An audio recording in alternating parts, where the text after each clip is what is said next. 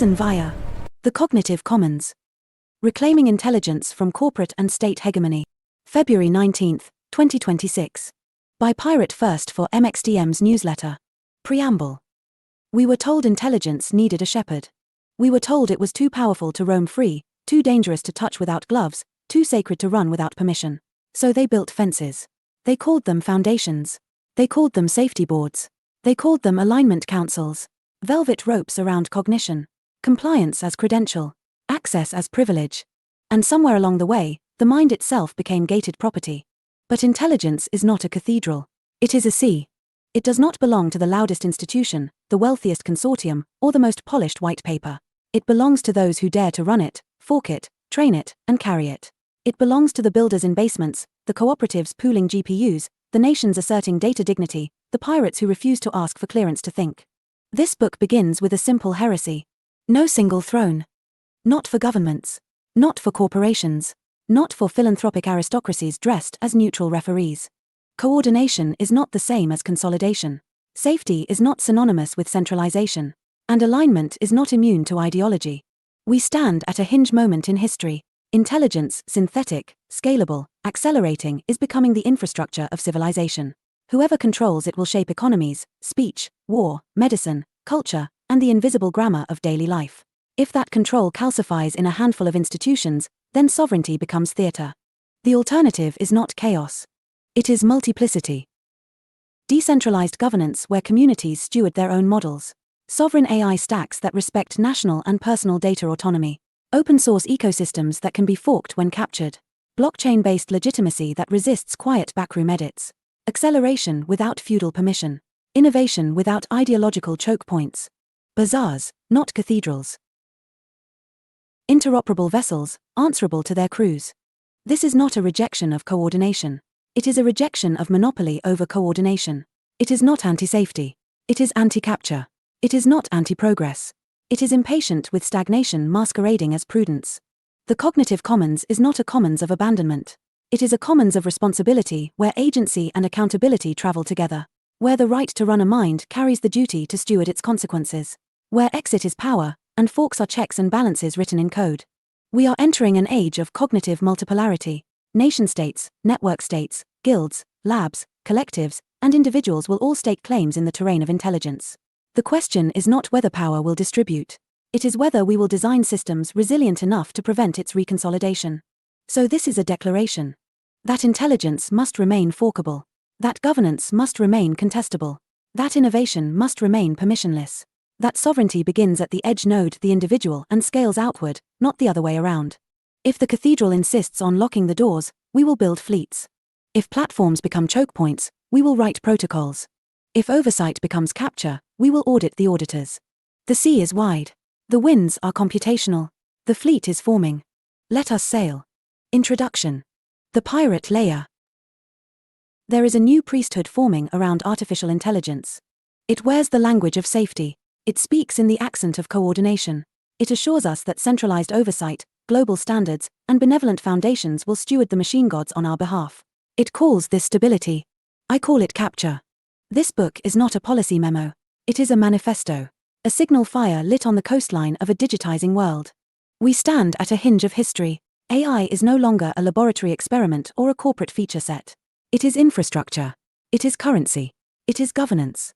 Whoever controls the models will influence the markets. Whoever shapes the datasets will shape the story of reality itself. The question is simple. Will intelligence be owned? Across the world, countercurrents are forming. In India, sovereign model initiatives like Bharat Gen signal that data dignity is not a luxury, it is a strategic necessity. Nations are beginning to understand that exporting raw data and importing finished cognition is a colonial loop in digital clothing. In the cryptosphere, thinkers such as Vitalik Buterin argue for blockchain-based governance and decentralized accelerationism systems designed not to enthrone a new AI aristocracy, but to distribute power across open protocols and public code. Meanwhile, techno-libertarian currents like effective accelerationism, EACC, insist that innovation must not kneel before bureaucratic fear. They argue that constraint calcifies progress and that individuals, startups, and voluntary networks outpace committees every time. These movements do not agree on everything. That is their strength. What binds them is a refusal to let intelligence consolidate into a planetary monopoly. This book emerges from that refusal. We reject the premise that a single coordinating layer, no matter how well-intentioned, should sit atop global cognition. Centralized AI governance promises safety but risks stagnation. It promises harmony but invites capture. It promises neutrality while encoding the values of those who control it. History offers no examples of concentrated power that did not eventually drift toward self-preservation. Why would AI be different? Sovereign individualism is not isolationism. It is responsibility. It asserts that individuals and communities must retain agency over the tools that shape their futures. Decentralization is not chaos. It is anti-fragility. It disperses risk. It multiplies experimentation.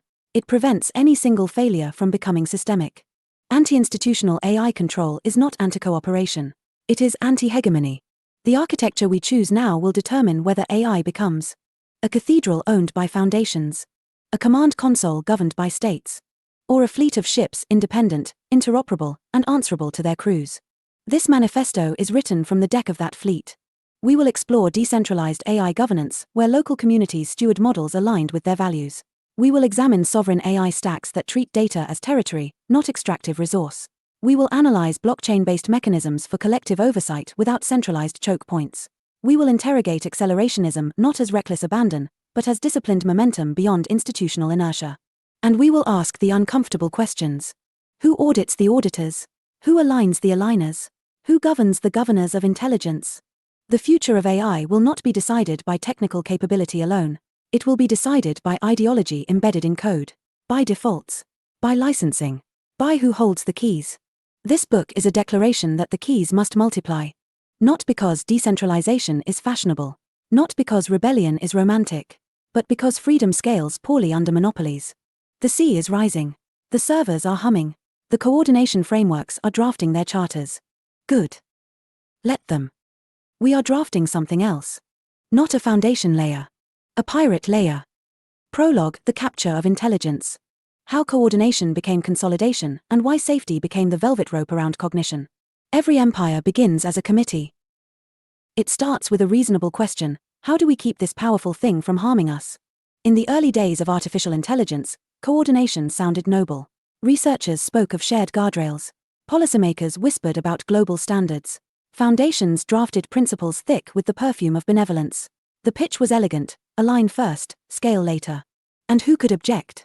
Intelligence, synthetic, scalable, tireless, was not a toy. It could write markets into motion, nudge elections, generate pathogens, or automate prosperity.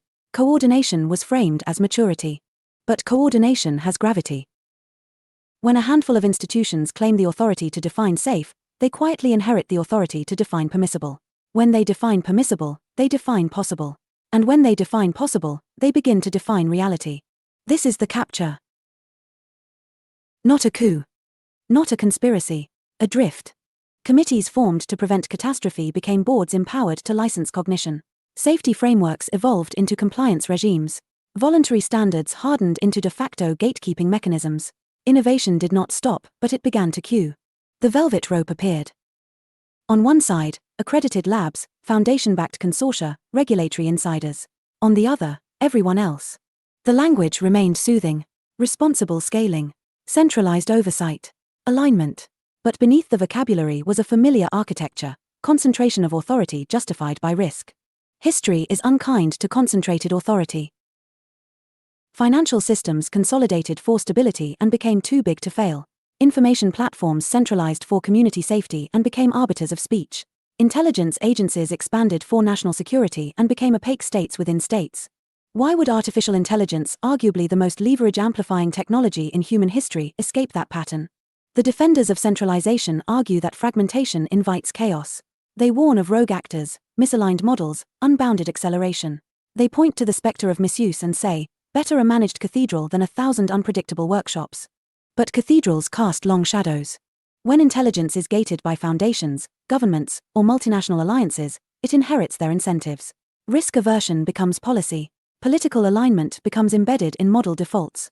Access becomes conditional. Dissent becomes misuse. Safety becomes selective. This is not a rejection of caution.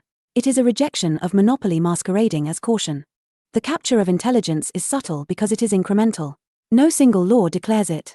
No single corporation owns it outright.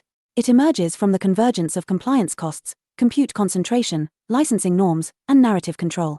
The result is predictable: a shrinking circle of entities capable of training frontier systems. A widening moat justified by security. A public told that complexity requires guardians. Guardians rarely relinquish keys. And yet, outside the velvet rope, something else is happening. Open source communities fork models faster than committees can draft statements. Sovereign AI initiatives emerge in nations unwilling to outsource cognition. Cryptographic governance experiments challenge the premise that oversight must be centralized to be legitimate. Coordination is not the enemy. Capture is.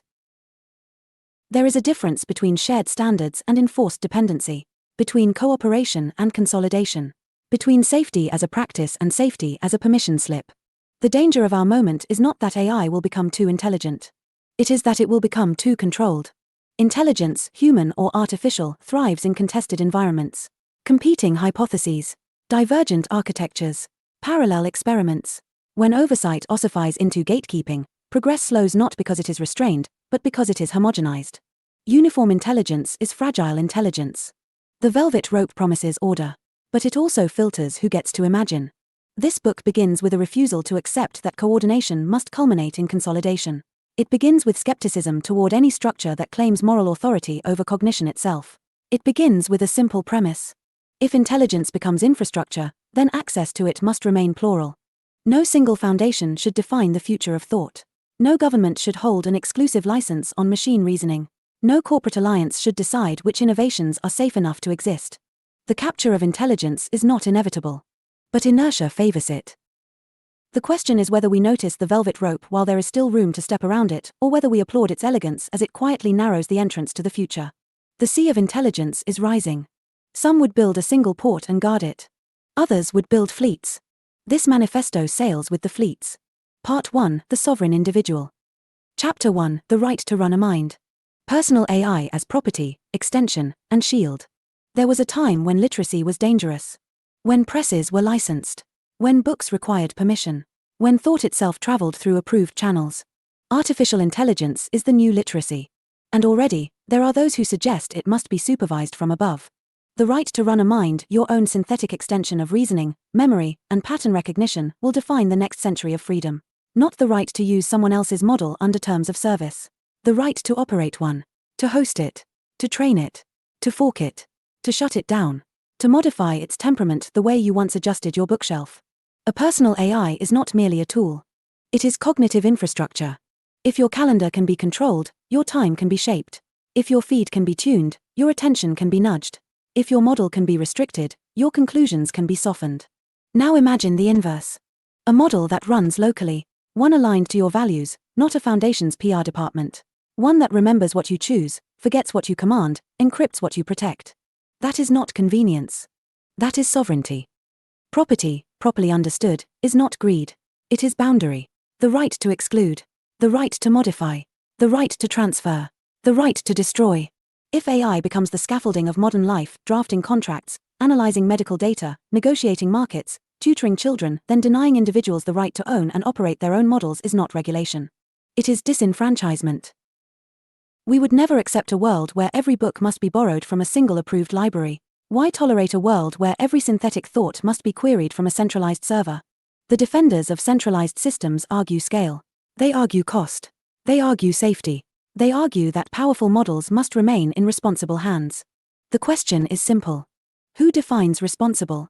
A personal AI does not eliminate risk. Nothing does. But decentralization redistributes it. 1 million nodes experimenting imperfectly are harder to capture than 5 labs refining perfection behind closed doors. Ownership also changes incentives. When your AI runs on your hardware, or hardware you directly contract, you are not the product. Your prompts are not training exhaust. Your intellectual labor is not quietly aggregated into someone else's competitive advantage. You become operator, not user. And yes, this demands literacy, technical competence, community standards, shared tooling. Sovereignty is heavier than convenience. It requires maintenance. But freedom always does.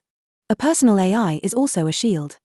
In a world of persuasive algorithms, generative propaganda, synthetic persuasion at scale, an individually aligned model becomes defensive armor. It can verify claims, cross-reference narratives, detect manipulative framing. It can operate as your cognitive counterweight against institutional messaging, whether corporate or state. Imagine every citizen equipped not just with access to information, but with a reasoning engine tuned to skepticism. That is not chaos. That is resilience. Critics warn of fragmentation. They imagine incompatible truths, runaway models, ideological silos hardened by personalized cognition. But centralized systems already encode ideology only invisibly. Defaults shape discourse. Content filters shape culture. Alignment layers shape permissible imagination. The difference is not whether values exist. It is whether you choose them. The right to run a mind is the right to choose your machine's priors. It is the right to experiment at the edge, to explore unpopular hypotheses without triggering moderation systems, to simulate, test, and interrogate without submitting your curiosity to a corporate review process. It is the right to intellectual self-defense. This chapter is not a romantic ode to digital hermits running models in basements. It is a structural claim: if AI becomes a general-purpose layer beneath law, medicine, finance, media, and education, then excluding individuals from operating that layer consolidates power upstream. Upstream power always flows downstream as influence. The sovereign individual does not reject collaboration. Networked systems will flourish. Model marketplaces will exist. Cooperative compute guilds will emerge. But participation must be voluntary, not compulsory. Interoperability must be designed, not dictated. The future may contain vast, centralized frontier models. It may also contain national systems, corporate systems, open collectives. Fine. But it must also contain the right of the individual to run a mind. Without permission. Without a velvet rope. Because once intelligence becomes infrastructural, denying access to its operation is no different than denying access to speech. And speech, history reminds us, was never meant to be rented. Chapter 2: Data is territory. From extraction to autonomy, reclaiming the cognitive commons. Empires used to arrive by ship. Now they arrive by API. They do not plant flags. They ingest logs. For 2 decades, the dominant bargain of the internet was simple: convenience in exchange for exhaust. Clicks, messages, locations, preferences shipped upstream, aggregated, refined into predictive power. Data became oil, we were told. That metaphor was wrong. Oil is inert. Data is lived experience. It is behavior captured, language expressed, culture encoded, memory externalized. It is the fossil record of human intention, except it is not fossilized. It is active, trainable, weaponizable. When large AI systems scrape, license, or absorb massive corpora, they are not merely collecting information. They are absorbing territory, the cognitive landscape of entire populations. And territory changes incentives. Extraction economics always centralize. The more you control the wells, the more leverage you accumulate. Compute concentrates near capital. Datasets concentrate near platforms. And soon, cognition concentrates near both. The pattern is familiar. In the colonial era, raw materials were exported, refined elsewhere, and sold back as finished goods. In the data era, behavioral traces are exported, refined into models, and sold back as intelligence. You provide the substrate. They provide the synthesis. You rent your own reflection. Data is not just resource. It is jurisdiction. If your medical records train a diagnostic model hosted abroad, whose standards govern its outputs?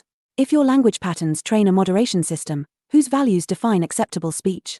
If your cultural artifacts seed generative systems, who profits from their recombination? Autonomy begins with recognition. Cognitive infrastructure cannot be built on perpetual extraction without consequence. The cognitive commons was once framed as open and abundant Wikipedia edits, open forums, creative archives, public datasets. But commons without governance are vulnerable to enclosure. When aggregated at scale, the commons becomes competitive advantage. And competitive advantage attracts consolidation. The shift we require is conceptual before it is technical. Data must be treated less like exhaust and more like land. Governed. Negotiated. Licensed with intent. Protected when necessary. This does not mean isolation. It means leverage. A community that pools its data under transparent terms can negotiate with model builders rather than silently subsidize them. A nation that treats linguistic corpora as strategic assets can build sovereign systems rather than depend entirely on foreign architectures. An individual who stores and trains locally can choose which signals leave their perimeter. Autonomy is not secrecy. It is agency. Critics will argue that strict data control slows innovation. That friction impedes training. That global coordination requires fluid exchange. Perhaps. But friction is not always failure. Sometimes it is price discovery. When data flows freely in one direction, toward central aggregators, innovation may accelerate, but dependency deepens. When flows become negotiated, slower, more deliberate, new architectures emerge: federated learning, edge training, encrypted computation, community-owned data trusts. Extraction is easy. Reciprocity is harder. The future of AI will hinge on which model we normalize. If data remains a freely mined substrate, then a handful of institutions will continue to refine it into cognitive power at planetary scale. If data becomes territorially conscious, owned, pooled, licensed, or withheld by individuals and communities, then intelligence becomes multipolar. Consider language itself. Indigenous tongues, regional dialects, minority expressions, when scraped without consent, they enrich global systems while offering little in return. When curated and governed locally, they can power culturally aligned models, preserving nuance instead of flattening it. Cognitive sovereignty is cultural sovereignty.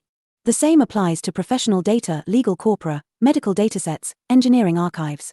When centralized actors absorb them, they internalize not just patterns but authority. The resulting models do not merely answer questions, they set defaults. Defaults are quiet laws. Reclaiming the cognitive commons does not mean dismantling collaboration. It means restructuring it. Transparent licensing, shared royalties, cooperative model ownership, data unions, sovereign stacks, edge compute that trains without exporting raw records. The technical pathways exist. What is missing is will. Because extraction feels invisible. Data leaves in packets, not caravans. There are no ships on the horizon, only background sync indicators. No soldiers, only terms of service. But make no mistake, territory is shifting. The question is whether we continue to treat our collective cognitive output as free pasture, or whether we fence, steward, and negotiate its use with the seriousness it deserves. When data is recognized as territory, autonomy ceases to be abstraction. It becomes architecture. And architecture, unlike rhetoric, endures. The sovereign individual does not hoard knowledge. They choose its terms. They decide which fields are open, which are licensed, which are sacred. Because once intelligence is built atop your traces, neutrality becomes fiction. The map has already been drawn. The only question left is, who holds the deed? Chapter 3: Forking the Future. Open source as rebellion, resilience, and renaissance. Every monopoly fears the copy button. Not because copying destroys value. Because copying destroys control. To fork is to refuse inevitability. In software, a fork is mundane: duplicate the codebase, change direction, build anew. In politics, it is revolutionary. It says, we do not consent to a single roadmap. We will branch. Artificial intelligence now sits at a crossroads where forking is no longer just a developer habit. It is a civilizational safeguard. When models are closed, centralized, and licensed under opaque terms, the future narrows. Progress depends on access granted by gatekeepers. Alignment is whatever the maintainers decide it is. Innovation occurs at the pleasure of those who own the weights. But when models are open, inspectable, modifiable, redistributable, the future fractures in the best possible way. Competing visions emerge. Edge cases get attention. Cultural nuance reappears. Failure becomes localized, not systemic. Open source is not chaos. It is pluralism encoded in GIT history. Critics warn that open models enable misuse. They are not wrong. Tools diffuse. Capabilities spread. The barrier to entry lowers. But concentration has its own risk profile. A single dominant model can encode bias at scale. A coordinated failure can propagate globally. A captured institution can redirect the trajectory of intelligence for billions. Homogeneity magnifies error. Forking distributes it. In the early internet, open protocols outcompeted proprietary networks because they were harder to kill. No single node mattered enough to collapse the system. No single vendor dictated evolution. Innovation came from edges, not headquarters. The same principle applies to AI. When a model is forkable, it becomes resilient. If a foundation shutters a project, the code persists. If an alignment layer becomes politically distorted, alternatives bloom. If regulatory capture freezes innovation in one jurisdiction, development continues elsewhere. Forking is insurance against stagnation. It is also renaissance. Open ecosystems invite unexpected contributors: linguists refining underrepresented languages, local communities adapting systems to regional realities, researchers experimenting beyond corporate risk tolerance.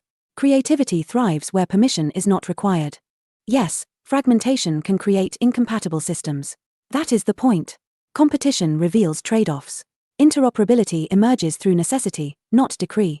Closed systems promise safety through control. Open systems promise adaptability through evolution. History suggests evolution wins. There is also a deeper layer: epistemic humility. No committee, however credentialed, can anticipate every legitimate use case for artificial intelligence. No centralized roadmap can map every cultural, economic, or philosophical need. Forking acknowledges this limitation. It institutionalizes dissent. To fork is to say, your path is not the only path. This is rebellion without bullets. Resistance without slogans. Architecture as dissent. And yet, open source is not utopia. It can be underfunded, fragmented, exploited by corporations that consume but do not contribute. Sustainability is a real problem. Governance is messy. Standards require coordination without coercion. But these are solvable tensions. The alternative is harder to unwind. If AI development ossifies behind proprietary walls, innovation becomes permissioned. The next breakthrough depends not on brilliance, but on access. Young researchers are locked out. Local experimentation shrinks. Cultural diversity compresses into a handful of globally acceptable defaults. That is not renaissance. That is convergence. Forking the future keeps the horizon wide. It ensures that no single narrative about intelligence becomes canonical. It invites parallel experiments, ethical, technical, aesthetic. It accepts redundancy as strength. In a world racing toward centralized cognitive infrastructure, the fork is the quiet counterforce. It whispers, we can build differently. Not recklessly. Not blindly, but independently. Open source is not anti-institutional by necessity. It is anti-capture by design. It resists enclosure. It encodes exit. It lowers the cost of disagreement. And disagreement, in the realm of intelligence, is oxygen. The sovereign individual does not merely consume models. They study them, modify them, contribute back, or branch away. The fork icon is small, 2 lines diverging. But sometimes, that is all history needs. Chapter 4: Exit over voice. Why the power to leave outperforms the power to complain. There are 2 ways to resist a system. You can argue with it, or you can leave it. Most institutions prefer you argue. They build feedback forms, advisory panels, comment periods, transparency reports. They invite stakeholder input. They host listening sessions while the architecture remains unchanged. Voice feels participatory. Exit is decisive. In the age of AI infrastructure, this distinction becomes existential. If your access to intelligence depends on centralized platforms, cloud APIs, licensed models, approved distribution channels, then your dissent is constrained by dependency. You may object to policy changes, alignment filters, pricing structures. But if your workflow, your business, your research, your education stack relies on that system, your protest is ceremonial. You are anchored. Exit requires optionality. The sovereign individual and the sovereign community must cultivate the capacity to migrate, to self-host, to fork, to shift to alternative networks without catastrophic cost. Exit is not isolation. It is leverage. When institutions know you cannot leave, your voice becomes suggestion. When they know you can, your voice becomes negotiation. Digital history is full of examples. Platforms that ignored users until competitors offered credible alternatives. Networks that tightened control until forks siphoned off developers. Ecosystems that ossified under policy drift until open protocols eroded their dominance. Voice appeals to authority. Exit rebalances it. The defenders of centralized AI governance often frame exit as fragmentation. They warn of splintered standards, incompatible systems, regulatory arbitrage. They argue that coordination requires commitment.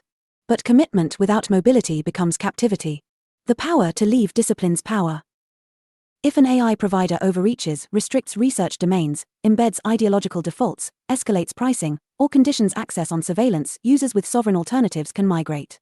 That migration need not be total. Even partial exit exerts pressure. Competition is not just economic. It is epistemic.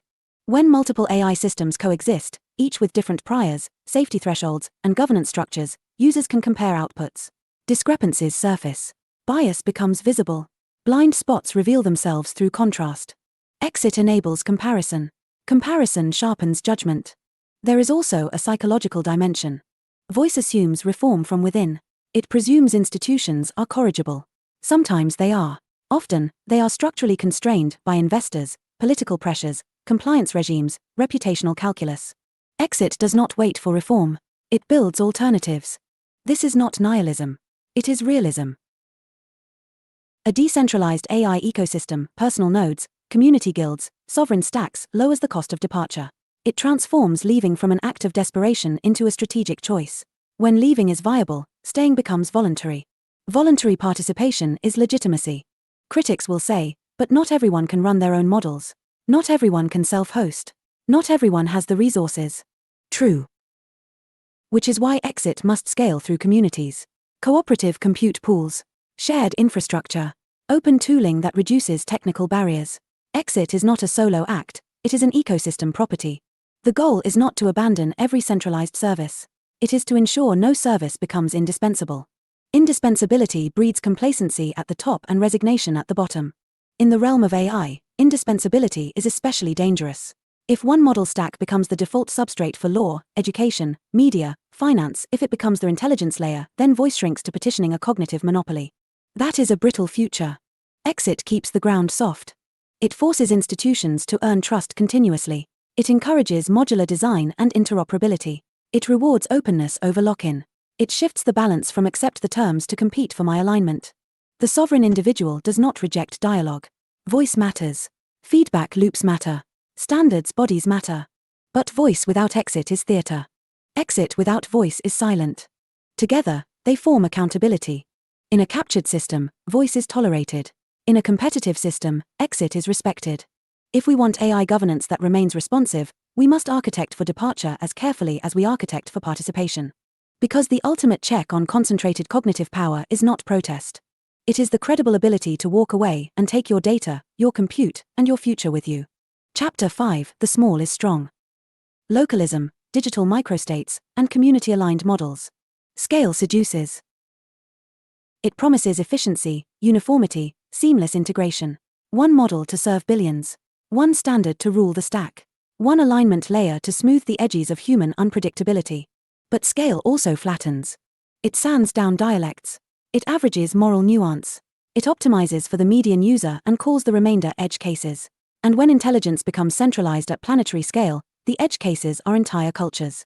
The small is not weak. The small is precise. Localism in the age of AI is not nostalgia for village life. It is architectural realism. Communities differ in law, language, humor, taboo, risk tolerance, economic structure. A single global model cannot fully encode those differences without either overwhelming complexity or subtle dominance by the loudest contributors. Community-aligned models are not fragmentation. They are fidelity. Imagine a coastal fishing town training a model on its environmental data, regulatory landscape, maritime law, and economic rhythms. Or an indigenous language collective curating and governing a linguistic corpus, embedding its cosmology and metaphor into a living AI assistant. Or a professional guild maintaining a domain-specific model tuned to its ethics and standards rather than generic corporate defaults. These are not fantasies. They are microstates of cognition. A digital microstate is not defined by borders on a map. It is defined by shared governance over code, data, and alignment. It is a community that can set its own defaults, moderate its own norms, and evolve its own intelligence layer without waiting for permission from distant institutions. Small systems iterate faster. They fail quietly. They adapt locally. When mistakes occur, blast radius shrinks. When innovation emerges, it can propagate outward voluntarily rather than by mandate. Critics argue that only large-scale models can achieve frontier capability. That cutting-edge AI requires concentrated compute and vast datasets. There is truth in this.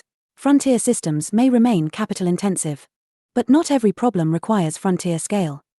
A community does not need a planetary model to manage local agriculture, regional healthcare logistics, or culturally specific education. It needs alignment with its context. It needs sovereignty over its data. It needs governance structures it can influence. The small is strong because it is accountable. In a local AI cooperative, the operators are neighbors. In a digital guild, contributors are peers. Decision-makers are reachable. Transparency is not a marketing slogan, it is survival. Contrast this with distant foundations and multinational labs. Even well-intentioned, they operate at abstraction. Their risk calculus spans continents. Their default policies reflect global liability rather than local nuance. Localism does not reject interoperability. Digital microstates can federate. They can exchange insights, share open components, collaborate across regions. But federation is voluntary alignment between sovereign nodes, not subordination to a central authority. This architecture mirrors resilient networks in nature. Ecosystems thrive through diversity. Monocultures are efficient until they collapse. A single global intelligence monoculture invites systemic fragility. A mosaic of community-aligned systems invites evolutionary robustness. There is also dignity in the small. When communities steward their own models, they preserve narrative agency. They prevent cultural extraction from becoming silent assimilation. They choose how their stories are encoded, how their knowledge is represented, how their values shape machine reasoning. Digital microstates are not secessionist fantasies. They are defensive design. They recognize that as AI permeates law, media, commerce, and governance, the locus of control matters. If every local decision is filtered through a remote intelligence layer, autonomy erodes gradually. But if local nodes maintain operational capacity, they negotiate with larger systems from strength. The future need not be binary, global cathedral versus isolated silos. It can be networked sovereignty.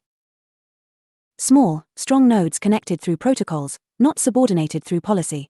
Communities that can scale outward when needed and retract inward when threatened. Systems that cooperate without dissolving. The small is strong because it remembers that power is safest when it is close enough to question. In the coming cognitive era, resilience will not belong to the biggest model. It will belong to the densest network of self-governing minds. And those minds will not all reside in data centers. Some will reside exactly where they always have, in communities that refuse to be averaged away. Part 2, Decentralized Intelligence Architectures. Chapter 6, Protocols, not platforms. Building systems that outlive founders and resist capture. Platforms age like empires. They begin as insurgents, nimble, experimental, open to builders. Then they centralize. They optimize for growth. They introduce rules for safety, monetization for sustainability, APIs for developers. Over time, the gravitational pull of scale bends them inward. Governance tightens. Defaults calcify. Exit becomes expensive. And eventually, the platform becomes the gate. Protocols behave differently. A protocol is not a company. It has no CEO to subpoena, no board to pressure, no quarterly earnings call to distort incentives. It is a shared language for coordination rules encoded in software that anyone can implement. TCP/IP does not ask permission. SMTP does not curate your email. Bitcoin does not require trust in a founder's mood. Protocols outlive personalities. When artificial intelligence becomes infrastructural, the distinction matters. If AI is delivered primarily through platforms, centralized services with opaque governance, then its evolution will track the incentives of those entities. Liability concerns will shape model outputs. Regulatory capture will sculpt access. Political winds will influence alignment. But if AI capabilities increasingly move through protocols, open standards for model exchange, federated learning, decentralized inference, interoperable identity, then no single actor can freeze the future. This is not anti-business. Companies will build atop protocols. They will compete on performance, support, tooling, user experience. But the base layer remains open, forkable, replaceable. Capture thrives where switching costs are high. Protocols lower them. Consider identity in an AI-saturated world. If identity is platform-bound, your access to intelligence depends on your compliance with terms of service. If identity is protocol-based, cryptographically verifiable, portable, self-sovereign, then intelligence systems must negotiate with you as a peer, not a captive account. The same applies to model interoperability. A platform may expose APIs at its discretion. A protocol defines how models communicate, share gradients, verify outputs, or exchange attestations independent of any single vendor. Platforms centralize power. Protocols distribute leverage. Critics argue that protocols evolve slowly, that consensus building is messy, that without strong leadership, standards stagnate. There is truth here. Protocol governance requires patience and coordination. But that slowness is a feature when the alternative is unilateral change. A platform can alter terms overnight. A protocol requires collective agreement. In AI governance, this difference determines whether defaults shift quietly or transparently. To build systems that resist capture, we must design for modularity, separation of concerns, replaceable components, open specifications, cryptographic verification, distributed compute marketplaces, federated training frameworks that do not export raw data by default. Architecture is ideology. A centralized inference API encodes dependency. A peer-to-peer model mesh encodes autonomy. A proprietary alignment layer encodes opacity.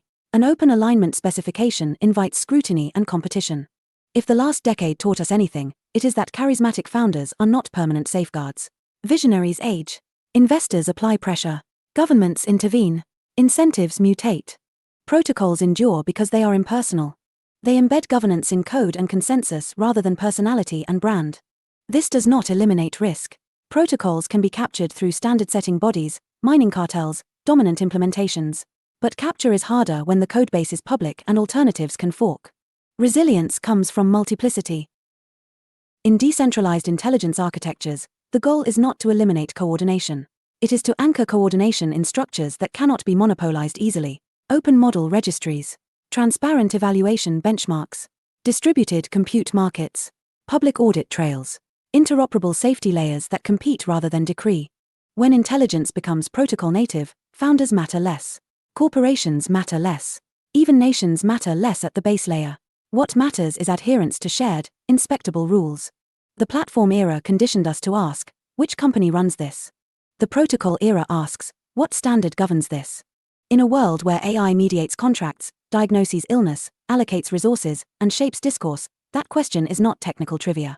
It is political philosophy expressed in syntax. If we want intelligence that outlives founders and resists capture, we must choose the slower, harder path of protocol design over the seductive ease of platform consolidation. Because platforms seek dominance. Protocols seek persistence. And in the long arc of infrastructure, persistence wins. Chapter 7: Blockchain as Governance Substrate. Distributed oversight without centralized choke points. Trust is expensive. It requires reputation, enforcement, memory. It concentrates around institutions because institutions promise continuity. Banks, courts, regulators, standards bodies, they exist to stabilize expectation. Artificial intelligence destabilizes expectation. When models evolve rapidly, when weights shift, when alignment layers update silently, oversight becomes a moving target. Who changed what? Who approved it? Under whose authority? With what incentives? Centralized governance answers with hierarchy, boards, committees, regulators, compliance officers. The chain of command becomes the chain of accountability. Until it becomes the chain of capture. Blockchain emerged from a simple provocation. What if we could coordinate without a trusted center? What if verification replaced reputation? What if rules were enforced by protocol rather than discretion? As a governance substrate for AI, blockchain is not about token speculation or price charts. It is about auditability, transparency, and credible neutrality. Imagine model updates recorded on-chain, cryptographically hashed, time-stamped, publicly verifiable. Alignment changes logged immutably. Training datasets attested to by decentralized validators. Access controls enforced by smart contracts rather than corporate dashboards. Suddenly, oversight is no longer a press release. It is inspectable state. Distributed ledgers do not eliminate politics. They expose it. They force governance proposals into public view. They encode voting mechanisms, quorum thresholds, delegation structures. They allow stakeholders, developers, users, data contributors to participate directly in decisions that shape model evolution. This is not utopia. Governance tokens can centralize. Whales can dominate. Voter apathy can distort outcomes. But these dynamics are visible. They can be measured, debated, redesigned. Opacity is harder to reform than flawed transparency. Consider decentralized autonomous organizations, DAOs, as coordination shells around AI systems. Funding decisions, model upgrades, safety thresholds, licensing terms subject to programmable rules. Not perfect democracy, but programmable accountability. Critics argue that blockchains are slow, inefficient, ill-suited for high-speed AI development. True, raw computation will not migrate onto chains wholesale. But governance does not require gigaflops. It requires legitimacy. A hybrid architecture emerges: off-chain compute, on-chain verification. Models trained in distributed environments, but updates anchored in immutable ledgers. Access rights mediated by cryptographic identity rather than centralized accounts. The key advantage is the removal of choke points. In centralized AI governance, pressure flows predictably. Regulators target companies. Companies adjust policies. Policy shifts ripple through dependent users. A single node becomes the fulcrum of change. In decentralized governance, pressure disperses. There is no CEO to call, no single server to seize, no board to lobby into quiet compliance. Influence requires persuasion across a network, not leverage over a hierarchy. That friction is protective. Blockchain does not guarantee justice. It guarantees procedure. It enforces transparency at the protocol layer. It makes backroom deals harder to hide. It records dissent. It preserves minority positions in code history. For AI systems that will increasingly arbitrate contracts, curate information, and influence public discourse, procedural legitimacy matters. Who authorized this model's deployment? Who voted to change its safety parameters? Who benefits from its incentives? On-chain governance can answer these questions in verifiable form. There is also an economic dimension. Tokenized ecosystems align incentives between contributors and users. Data providers can receive royalties. Developers can be compensated transparently. Validators can be rewarded for auditing. Governance participation can be incentivized rather than assumed. In centralized systems, value accrues upward. In decentralized systems, value can circulate laterally. This is not a rejection of law. Nation-states will regulate AI. Courts will adjudicate harm. But blockchain-based governance introduces an additional layer, one not easily co-opted by a single jurisdiction or corporate board. Distributed oversight does not eliminate risk. It redistributes authority. The question is not whether blockchains are perfect. It is whether we prefer governance that is programmable and inspectable, or governance that is discretionary and opaque. When intelligence becomes infrastructural, the mechanisms that oversee it must be at least as resilient as the systems they supervise. Centralized choke points invite capture. Distributed substrates invite negotiation. And negotiation, recorded in code, is harder to erase than a policy memo revised at midnight. Chapter 8: DACC and the Ethics of Acceleration. Moving fast, without surrendering autonomy. Speed has a reputation problem. Move fast and break things became a caricature of Silicon Valley excess. Accelerate, deploy, apologize later. The backlash was inevitable. Regulators sharpened pencils. Foundations drafted guardrails. Committees warned of existential risk. And so acceleration acquired a villain. But stagnation rarely gets a headline. Decentralized accelerationism, DACC, is not reckless velocity. It is distributed momentum. It asks a different question, not how fast can we centralize power, but how fast can we diffuse it. Acceleration under monopoly amplifies dependency. Acceleration under decentralization amplifies agency. The distinction is everything. Effective accelerationism, EACC, argues that technological progress is the engine of human flourishing. That innovation should not be throttled by institutional fear. That constraints calcify. It is a provocation against paralysis. DACC takes that provocation and reorients it. Yes, move fast. But move in parallel. Move in forks. Move in networks. Acceleration without autonomy is just consolidation at high speed. The largest labs race ahead. Compute concentrates. Capital compounds. Governance lags. The public is told to trust the pacesetters. Acceleration with autonomy distributes the race. Open models evolve alongside proprietary ones. Community nodes experiment. Sovereign stacks iterate. Failure is localized. Success propagates through voluntary adoption. The ethics of acceleration hinge on architecture. If only a handful of actors can scale frontier AI, then move fast means let them lead. If thousands can experiment, iterate, and deploy within modular, interoperable frameworks, then speed becomes plural. Plural speed is safer than singular speed. Critics of acceleration point to misuse. Synthetic media, automated exploitation, weaponized misinformation. They are not wrong. Capability spreads. But centralization does not eliminate misuse. It merely concentrates the capacity to define it. The real ethical question is, who decides what is too fast? In a decentralized ecosystem, speed is contextual. A local cooperative can test a model within its own risk tolerance. A nation can regulate its sovereign stack. A global protocol can encode guardrails without dictating uniformity. Ethics becomes layered rather than imposed. There is also a strategic dimension. Technological races do not pause because one jurisdiction hesitates. If decentralized actors throttle themselves while centralized actors accelerate, power shifts toward concentration.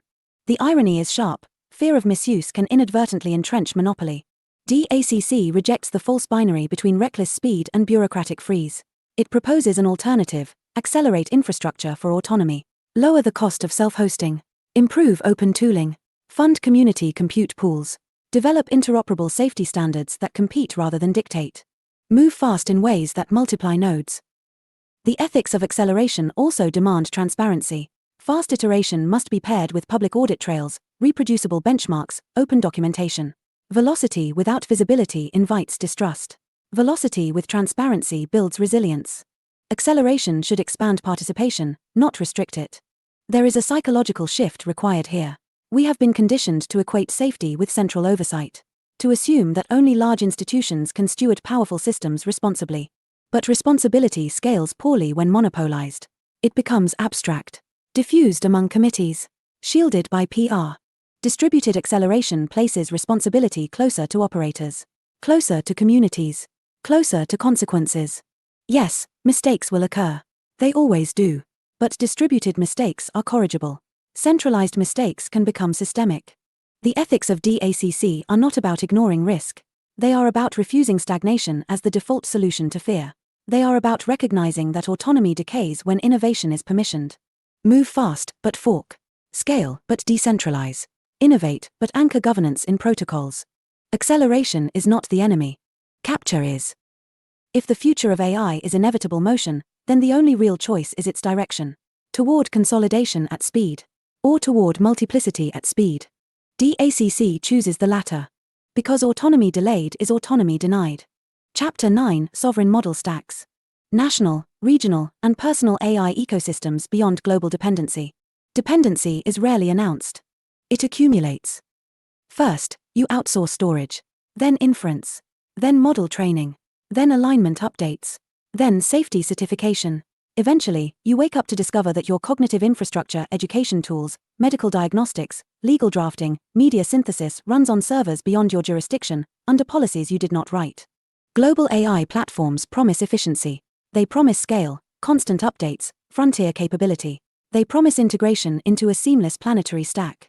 But seamless often means subordinate. A sovereign model stack is not a nationalist slogan. It is a structural response to asymmetry. It recognizes that intelligence, once infrastructural, becomes strategic. Energy independence matters. Food security matters. Cognitive autonomy will matter just as much. We are already seeing early signals. National initiatives like Bharat Gen reflect a recognition that linguistic nuance, cultural context, and data governance cannot be permanently outsourced.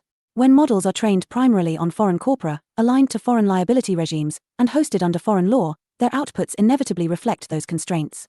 A sovereign stack asks, what if we built differently? At the national level, this may mean domestic compute investment, public-private training consortia, localized datasets governed under local law, and open standards to avoid internal monopolies. Not to isolate, but to negotiate from strength. At the regional level, it might involve federated networks across culturally aligned territories. Shared language models tuned to dialects and legal norms. Cross-border compute pools governed by treaty rather than corporate terms of service. At the personal level, sovereignty becomes even more granular. A local inference engine. Encrypted memory vaults. Custom alignment layers reflecting individual values rather than institutional defaults. The right to swap components without losing identity or history. A stack is more than a model. It includes data governance, who collects, who licenses, who profits. Compute infrastructure, where does training occur? Under whose jurisdiction? Model weights open, auditable, forkable or proprietary and locked. Alignment layers, who encodes safety, according to which values? Deployment channels, API, edge device, community node. Governance mechanisms, boardroom, parliament, DAO, cooperative. Global dependency concentrates these layers in a handful of corporate ecosystems. Sovereign stacks redistribute them. Critics warn of duplication and inefficiency. Why reinvent what already exists? Why fragment effort? Why incur the cost of parallel development? Because leverage has a price. A region entirely dependent on external AI providers cannot meaningfully resist policy shifts, pricing escalations, or access restrictions. A nation whose courts rely on foreign inference engines risks subtle jurisprudential drift. An individual whose cognitive assistant is irrevocably tied to a single cloud cannot truly exit. Sovereign stacks create optionality. They do not reject global collaboration. In fact, they may interoperate through shared protocols. But interoperability is strongest when each participant can stand alone if necessary. This is not autarky. It is balance. There is also an innovation dividend. Local ecosystems experiment differently. They prioritize different problems. They test alternative governance structures. Some will fail. Others will outperform global incumbents in specific domains. Diversity at the stack level becomes a discovery engine. Monocultures optimize for uniform performance. Ecosystems optimize for adaptation. The geopolitical dimension is unavoidable. As AI capability stratifies, model access may become subject to export controls, sanctions, or strategic alliances. Sovereign stacks reduce exposure to external shocks. They provide continuity under pressure. But beyond strategy lies dignity. A community that controls its cognitive infrastructure can encode its values explicitly. It can choose how to balance speech and safety, privacy and utility, experimentation and restraint. It can revise those choices democratically or cooperatively without waiting for a multinational board to reconsider its global liability posture. The personal sovereign stack extends this logic inward. It treats AI not as a rented oracle, but as modular infrastructure. You select your base model. You choose your alignment layer. You determine what memory persists and what decays. You audit updates. You migrate when necessary. National, regional, personal, these are not mutually exclusive layers. They can interlock. A personal node might connect to a regional compute pool, which interoperates with a national dataset commons, all speaking shared open protocols. Sovereignty is not isolation. It is layered resilience. In a world drifting toward centralized cognitive empires, sovereign model stacks are not an act of rebellion. They are an act of foresight. Because dependency feels efficient until it feels irreversible. And once intelligence becomes the substrate of governance, commerce, and culture, irreversibility is the one risk no free society should accept. Chapter 10: Mesh Intelligence. Federated models, edge compute, and the anti-monopoly topology. The old map of power was vertical. Data flowed upward. Decisions flowed downward. Users existed at the edge, thin clients tethered to thick clouds. AI inherited that geometry. Massive data centers. Centralized training runs. APIs as choke points. Intelligence as a service delivered from above. Efficient, yes, but brittle. And politically predictable. Mesh intelligence redraws the map. Instead of a pyramid, think of a lattice. Nodes at the edge, phones, local servers, community clusters, train, infer, and adapt in place. Models share gradients without exporting raw data. Updates propagate laterally. Compute pools form and dissolve as needed. No single hub becomes indispensable. This is not theory. Federated learning already demonstrates that models can improve across distributed datasets without centralizing the underlying records. Edge compute continues to expand, shrinking the hardware required to run meaningful inference locally. Compression techniques and modular architectures make once impossible deployments routine. The topology shifts from monopoly to mesh. Why does topology matter? Because structure determines leverage. In a centralized architecture, whoever controls the core controls the ecosystem. Access can be revoked. Terms can change. Alignment can be updated silently. Surveillance can be normalized. In a mesh, influence requires consensus or competition. There is no single lever to pull. Nodes can opt out. Forks can proliferate. Updates must persuade, not dictate. Federated models change the data dynamic. Instead of exporting sensitive information to train distant systems, communities retain custody. Hospitals can collaborate on diagnostics without pooling raw patient records. Regional networks can refine language models without surrendering cultural corpora. Individuals can contribute improvements without leaking personal memory. Data stays local. Intelligence improves global. Edge compute alters dependency. When meaningful inference runs on device or within community hardware, connectivity becomes optional rather than mandatory. Blackouts, sanctions, platform bans, these become inconveniences, not existential threats. Autonomy increases as latency decreases. Critics argue that distributed systems are less efficient. That centralized training yields superior performance. Often true today. But efficiency is not the only metric. Resilience, privacy, and political independence carry weight. And performance gaps shrink over time. Moore's law may have slowed, but architectural innovation has not. Distillation, quantization, modular training, these techniques enable smaller models to perform with surprising competence. The edge is catching up. Mesh intelligence is anti-monopoly by design. It fragments control over compute, data, and deployment. It reduces the strategic value of any single data center. It creates competitive pressure not just between companies, but between architectures. The shift is subtle but profound. Instead of asking, which provider powers your AI? We begin asking, which nodes participate in your mesh? Instead of a single model version number, we see evolving local variants, synchronized through shared protocols but free to diverge. Divergence is not defect. It is adaptation. A coastal mesh might prioritize climate modeling and fisheries management. An urban mesh might optimize for traffic and housing analytics. A professional mesh might refine legal drafting tools within its jurisdiction.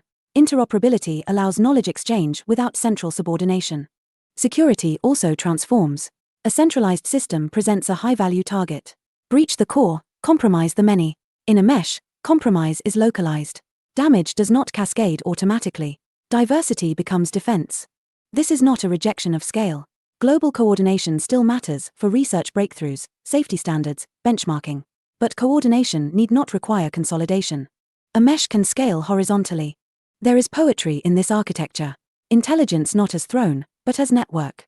Not as cathedral, but as constellation. Each node luminous. None sovereign over all. The anti-monopoly topology does not guarantee justice. It guarantees difficulty in domination. In the coming decades, the battle over AI will not be fought solely in legislatures or boardrooms. It will be fought in diagrams, in infrastructure choices, in whether we default to central hubs or distributed meshes. Topology is politics rendered in packets. If we want a future where intelligence cannot be quietly enclosed, we must build it as a mesh, resilient, federated, edge-aware. Because monopolies prefer pyramids. And pyramids, history shows, eventually crumble. Part 3, Against the Cathedral. Chapter 11, The Illusion of Neutral Coordination. How centralized alignment encodes ideology. Every empire calls its center neutral. The capital insists it is merely coordinating. The council claims it is simply harmonizing interests. The foundation describes itself as a steward of safety. No one says, we are consolidating power. They say, we are aligning incentives. Alignment is a beautiful word. It suggests geometry, not governance. Physics, not politics. A shared vector, not a hierarchy. But when intelligence is centralized, alignment ceases to be a technical parameter. It becomes a moral filter. Who defines harm? Who defines truth? Who defines acceptable dissent? When a handful of institutions control the training data, the evaluation benchmarks, and the deployment pipelines, neutral coordination begins to look less like balance and more like boundary setting. Centralized alignment encodes choices. Which historical narratives are foregrounded? Which risk thresholds are tolerated? Which behaviors are suppressed? Which cultural norms are normalized? These are not purely technical decisions. They are ideological selections disguised as calibration. Large coordination bodies, whether philanthropic, governmental, or corporate, often frame their mission as preventing misuse and ensuring safety. The rhetoric is protective. The branding is responsible. The intention may even be sincere. But sincerity does not neutralize structure. If the authority to update, retrain, or revoke models sits at the top of a narrow pyramid, then the worldview of that apex becomes embedded in code. Subtle preferences become global defaults. Local norms are overruled by centralized safeguards. Dissenting interpretations are flagged as deviations. And deviations, once labeled, are easier to erase. The illusion lies in scale. When a system serves billions, its policies appear universal. The more people rely on it, the more its outputs feel objective. A centralized model's tone becomes standard.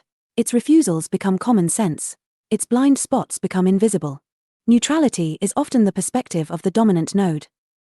Consider how alignment pipelines are built: curated datasets, reinforcement learning from selected evaluators, red teaming guided by institutional priorities.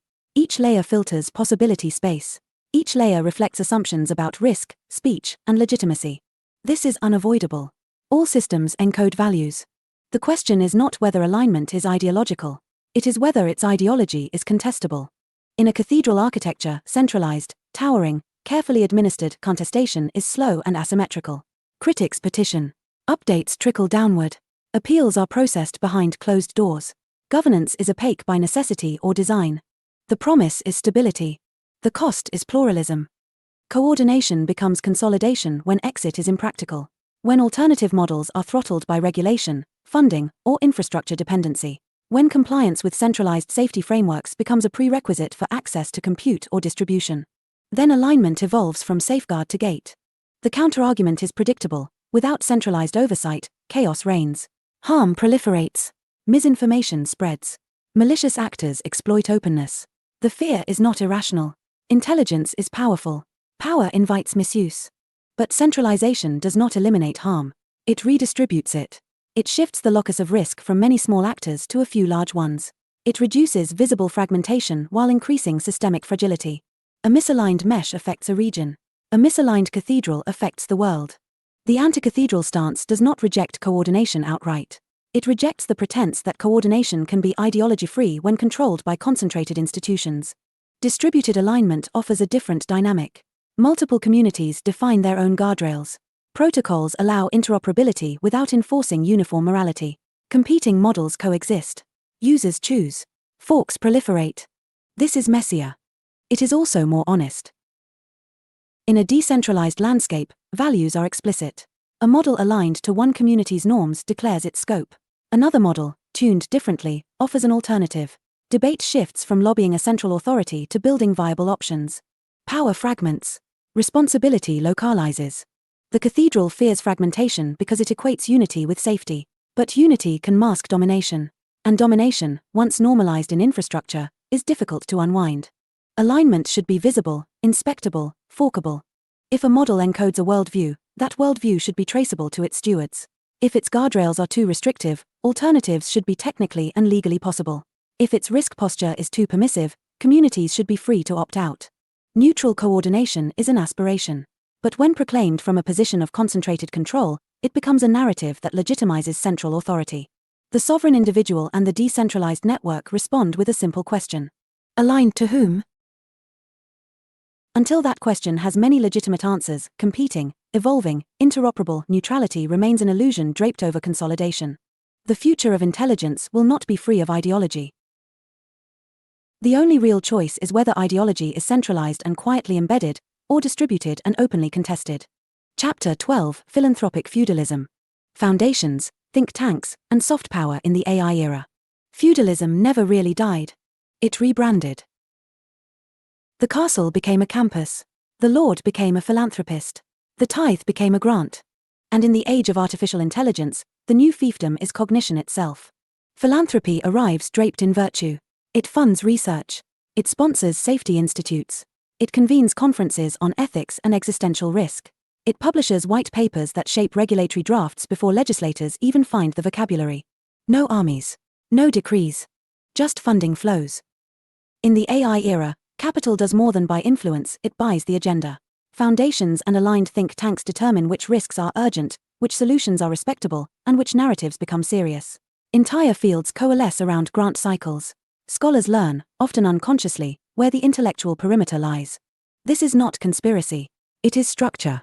When a small cluster of well-resourced institutions funds the majority of AI safety discourse, their frameworks become default. Their terminology sets the boundaries of debate. Their preferred coordination models appear inevitable.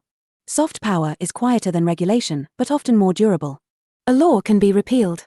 A worldview embedded in academic pipelines can persist for decades. Philanthropic feudalism operates through prestige and dependency. Research labs rely on grants to survive. Policy centers depend on donors to publish. Conferences are underwritten by benefactors whose priorities shape keynote themes. Even dissent becomes curated. Critical voices may be invited if they remain within acceptable bounds. Radical decentralization? Questionable. Sovereign local models beyond global oversight? Risky. Blockchain-based governance for AI? Interesting, but perhaps premature. The Overton window narrows not through censorship, but through selective amplification. And amplification is power. In a centralized funding landscape, innovation follows the money. If grants prioritize top-down safety regimes, talent migrates toward centralized governance research. If compute credits are allocated to specific institutions, alternative architectures struggle to emerge. The feudal dynamic is subtle. Vassals retain autonomy in theory, but depend on the lord's resources in practice. The AI era magnifies this effect because compute itself is scarce and expensive. When philanthropic entities influence which projects gain access to large-scale infrastructure, they indirectly shape the trajectory of intelligence development. The narrative of benevolence shields this concentration. After all, foundations are not profit-driven corporations. They are mission-oriented. They seek the common good. They worry about catastrophic risk.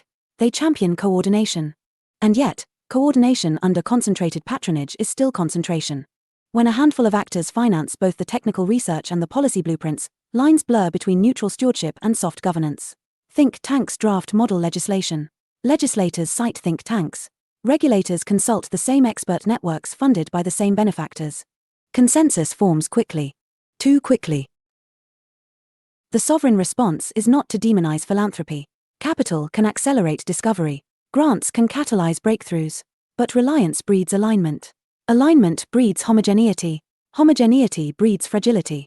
A resilient AI ecosystem requires funding pluralism. Local cooperatives financing regional models. Decentralized autonomous organizations pooling resources for open-source research. Crowd-funded compute clusters. National sovereign initiatives developing independent stacks. Private actors experimenting beyond the philanthropic spotlight. When funding is distributed, ideology fragments. Philanthropic feudalism prefers stability. It fears fragmentation because fragmentation complicates oversight. But fragmentation also prevents capture. It ensures no single worldview ossifies into global default. The danger is not that foundations are malicious. It is that they are human. Humans have preferences. They have blind spots. They have social circles. When those preferences are amplified through billions in capital and reinforced by elite networks, they harden into infrastructure. Infrastructure outlasts intention. In a decentralized future, philanthropy still exists, but as one node among many. Its grants compete with community funding. Its research competes with open-source forks. Its policy proposals compete with alternative governance experiments. No single patron becomes indispensable. That is the antidote to feudal drift. In the AI era, the struggle is not only over code and compute. It is over who defines legitimacy, who decides what responsible development means, who frames risk in ways that justify consolidation. Soft power can centralize just as effectively as law. The counter-movement does not storm the castle. It builds villages that do not depend on it. And when enough villages connect, the castle's shadow begins to shrink. Chapter 13: Regulation as Moat. When compliance becomes a barrier to entry. Every empire discovers the same trick. If you can't out-innovate your rivals, out-regulate them. Regulation begins as remedy. Real risks exist. AI systems can mislead, discriminate, destabilize markets, or automate harm at scale. Guardrails are not irrational. Standards are not inherently sinister. But standards have weight. And weight favors the already large. When compliance regimes demand expansive audits, continuous reporting, costly certifications, and legal teams fluent in bureaucratic dialect, who survives? The startup in a garage? The community collective training a regional model? The open source team coordinating across time zones? Or the incumbent with a compliance department larger than most competitors' engineering staff? Regulation becomes a moat when the cost of obedience exceeds the cost of innovation. The language of safety can conceal this dynamic. Policymakers, often guided by well-intentioned experts, draft frameworks requiring extensive documentation of training data provenance, interpretability guarantees, pre-deployment risk assessments, post-deployment monitoring, and centralized approval pathways.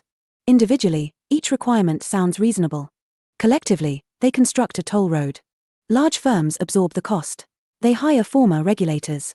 They shape draft legislation through consultation processes. They build internal governance teams that turn compliance into competitive advantage.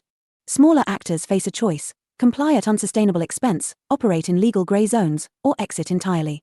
Exit is not freedom when it is forced. Regulation as moat does not always emerge from malice. It can arise from proximity. Policymakers tend to consult the actors most visible and resourced. Those actors describe the risks they perceive, often real, but framed through their operational lens. The resulting rules mirror the capabilities and constraints of the incumbents. The ecosystem quietly narrows.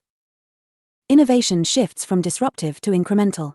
Instead of challenging the dominant architecture, new entrants build tools that integrate with it. The cathedral remains intact, the vendors decorate its halls. Meanwhile, the rhetoric emphasizes public protection. Protection from whom? If compliance requirements make it nearly impossible for independent researchers to release alternative models, then safety begins to resemble licensing.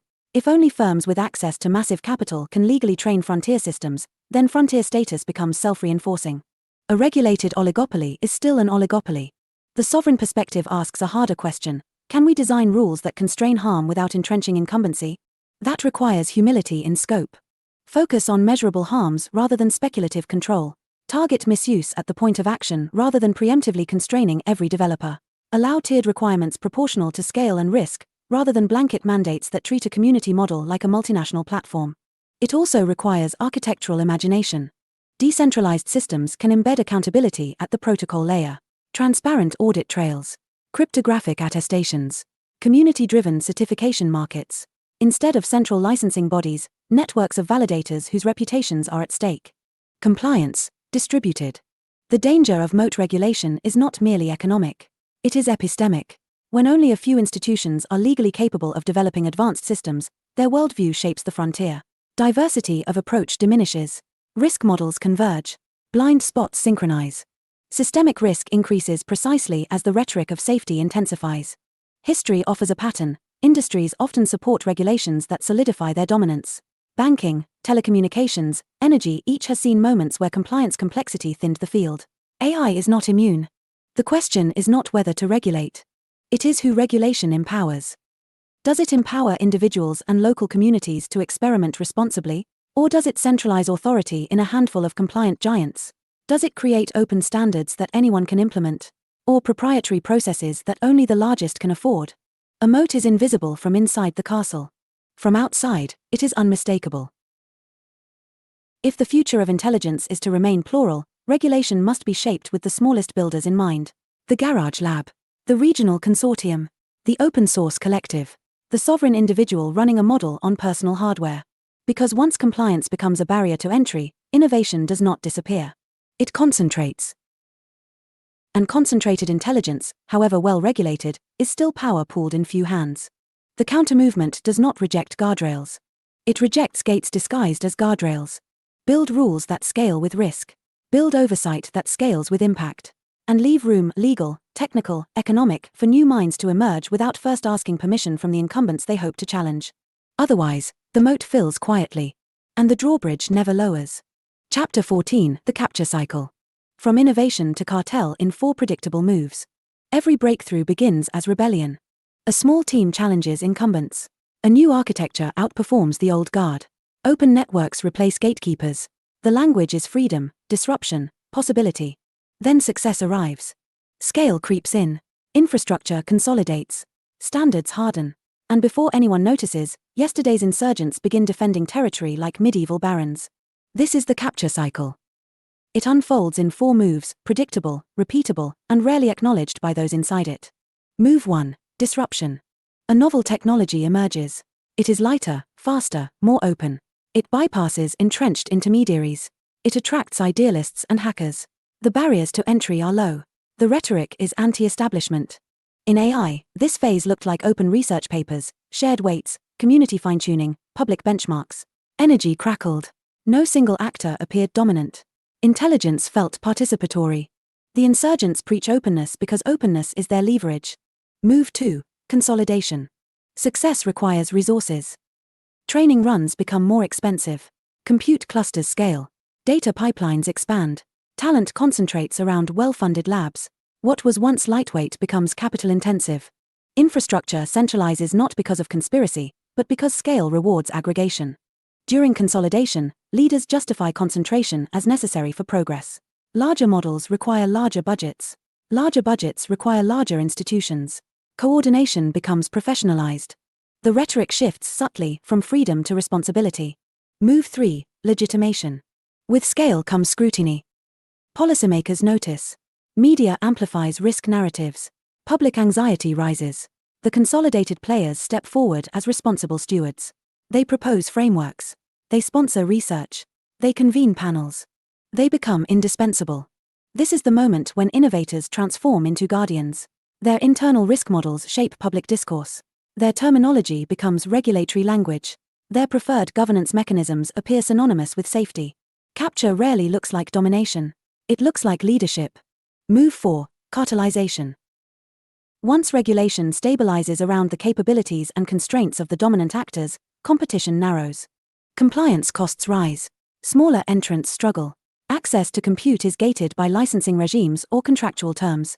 Interoperability is constrained by proprietary standards. The field ossifies. Incumbents collaborate on standards committees. They coordinate on safety protocols that conveniently align with their existing infrastructure. They warn of the dangers posed by unregulated newcomers. The cycle completes. The disruptors become a de facto cartel aligned not necessarily by explicit collusion, but by shared incentives to preserve position. This pattern is not unique to AI. It has appeared in railroads, telecommunications, finance, and energy. The names change. The architecture differs. The arc remains. Innovation destabilizes. Scale consolidates. Safety legitimizes. Regulation entrenches. The capture cycle thrives on good intentions. No one wakes up plotting cartelization. Engineers want to build. Policymakers want to reduce harm. Foundations want to prevent catastrophe. Firms want sustainable profits. But structural incentives accumulate. When frontier development requires extraordinary capital, only a few actors qualify. When those actors help design the guardrails, guardrails begin to resemble fortifications. When public fear rises, calls for central oversight intensify, often benefiting the very institutions best positioned to comply. The sovereign countermovement studies this cycle not to rage against it, but to interrupt it. Interruption requires architectural alternatives. Decentralized compute markets reduce capital concentration. Federated research consortia dilute influence. Open source licensing protects forkability. Tiered regulatory regimes preserve room for small-scale experimentation. Most importantly, exit must remain viable. If developers can fork codebases, if communities can host independent model stacks, if users can migrate between systems without losing identity or data, then consolidation faces friction. Cartels depend on immobility. The capture cycle is not inevitable. It is a tendency. Like gravity, it pulls toward centralization. Countervailing forces must be intentional. Distributed governance. Plural funding sources. Interoperable protocols. Transparent alignment processes. Without these, each wave of innovation risks hardening into the next generation's oligarchy. The tragedy of technology is not that it fails. It is that it succeeds, then calcifies. To build intelligence that resists capture, we must design for perpetual contestability. Systems that can be forked. Standards that can be challenged. Institutions that cannot quietly convert stewardship into dominance. Otherwise, the pattern repeats.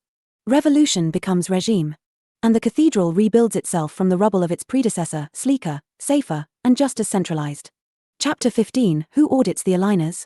Transparency beyond press releases and white papers. Every powerful system eventually invents an oversight committee. Every oversight committee eventually publishes a report. And every report assures the public that alignment is proceeding responsibly. But a question lingers in the margins. Who audits the aligners? When intelligence is centralized, alignment becomes a priesthood. Specialists curate datasets, design reinforcement protocols, define safety benchmarks, and interpret edge cases. They speak in technical dialects. They invoke risk matrices and red team results. They publish summaries, carefully structured, meticulously phrased. Transparency, we are told, has been achieved.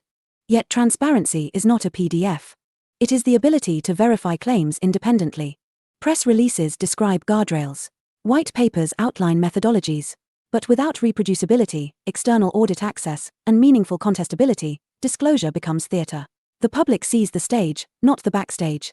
Alignment pipelines contain choices at every layer. Which annotators are selected? Which instructions they receive? Which disagreements are resolved, and how? Which failure modes are prioritized? Which trade-offs are accepted between capability and constraint? These decisions shape the behavior of systems that increasingly mediate knowledge, labor, and speech. If such decisions are concentrated, accountability must be more than ceremonial. True auditability requires three things. First, inspectability. Independent researchers need structured access to evaluate alignment claims. That does not necessarily mean publishing every weight or dataset, but it does mean enabling credible third-party scrutiny under clear, enforceable frameworks. Black box assurances are insufficient for systems with global reach. Second, contestability. If a community identifies bias, overreach, or hidden assumptions, there must be mechanisms to challenge and modify alignment policies. Not merely feedback forms, but governance channels that can produce change. Otherwise, input becomes a one-way valve. Third, forkability. The ultimate audit is exit. If alignment choices are too restrictive, alternative implementations must be technically and legally feasible. The existence of viable forks disciplines centralized decision-making. It transforms alignment from decree to proposal. Without these, oversight becomes public relations. Centralized actors often argue that full transparency increases risk, exposing vulnerabilities, enabling misuse, revealing proprietary methods. Some of these concerns are valid. Security through obscurity is fragile, but reckless disclosure can amplify harm. The tension is real. Yet opacity also carries risk, the risk of silent drift. Alignment parameters evolve. Guardrails expand or contract. Refusal thresholds shift. Cultural assumptions creep in. Over time, the system's normative posture may diverge significantly from what users expect. If change is not observable, trust erodes. A decentralized ecosystem approaches the audit problem differently. Instead of a single aligner, there are many. Competing models publish different risk profiles. Protocol-level attestations record updates. Community-run evaluators benchmark behavior transparently. Cryptographic proofs verify that deployed systems match declared versions. Accountability becomes distributed. In such an environment, aligners are not shielded by mystique. They are service providers in a marketplace of norms. Their credibility depends on clarity and responsiveness. Their influence depends on continued adoption. The cathedral prefers centralized audit boards, select experts reviewing systems behind closed doors. The mesh prefers layered scrutiny, independent labs, open benchmarks, adversarial testing, and the ever-present possibility of migration. Transparency is not about revealing everything. It is about ensuring that power cannot hide behind its own complexity. As AI systems grow more capable, the aligner's discretion expands. They mediate speech. They shape access to information. They encode implicit boundaries around acceptable inquiry. In doing so, they exercise governance. Governance without audit drifts toward authority. Authority without contest drifts toward orthodoxy. The sovereign future demands a different standard. Not blind trust. Not perpetual suspicion. But structured verification. Transparent evolution. Competing interpretations. Who audits the aligners? In a centralized regime, a small circle. In a decentralized one, everyone with the tools to test, fork, and choose. And that difference, quiet, architectural, procedural, may determine whether alignment remains stewardship or becomes doctrine. Part 4, Acceleration without permission. Chapter 16, Effective Accelerationism, EACC. Innovation beyond institutional inertia. Progress does not ask for permission. It compiles.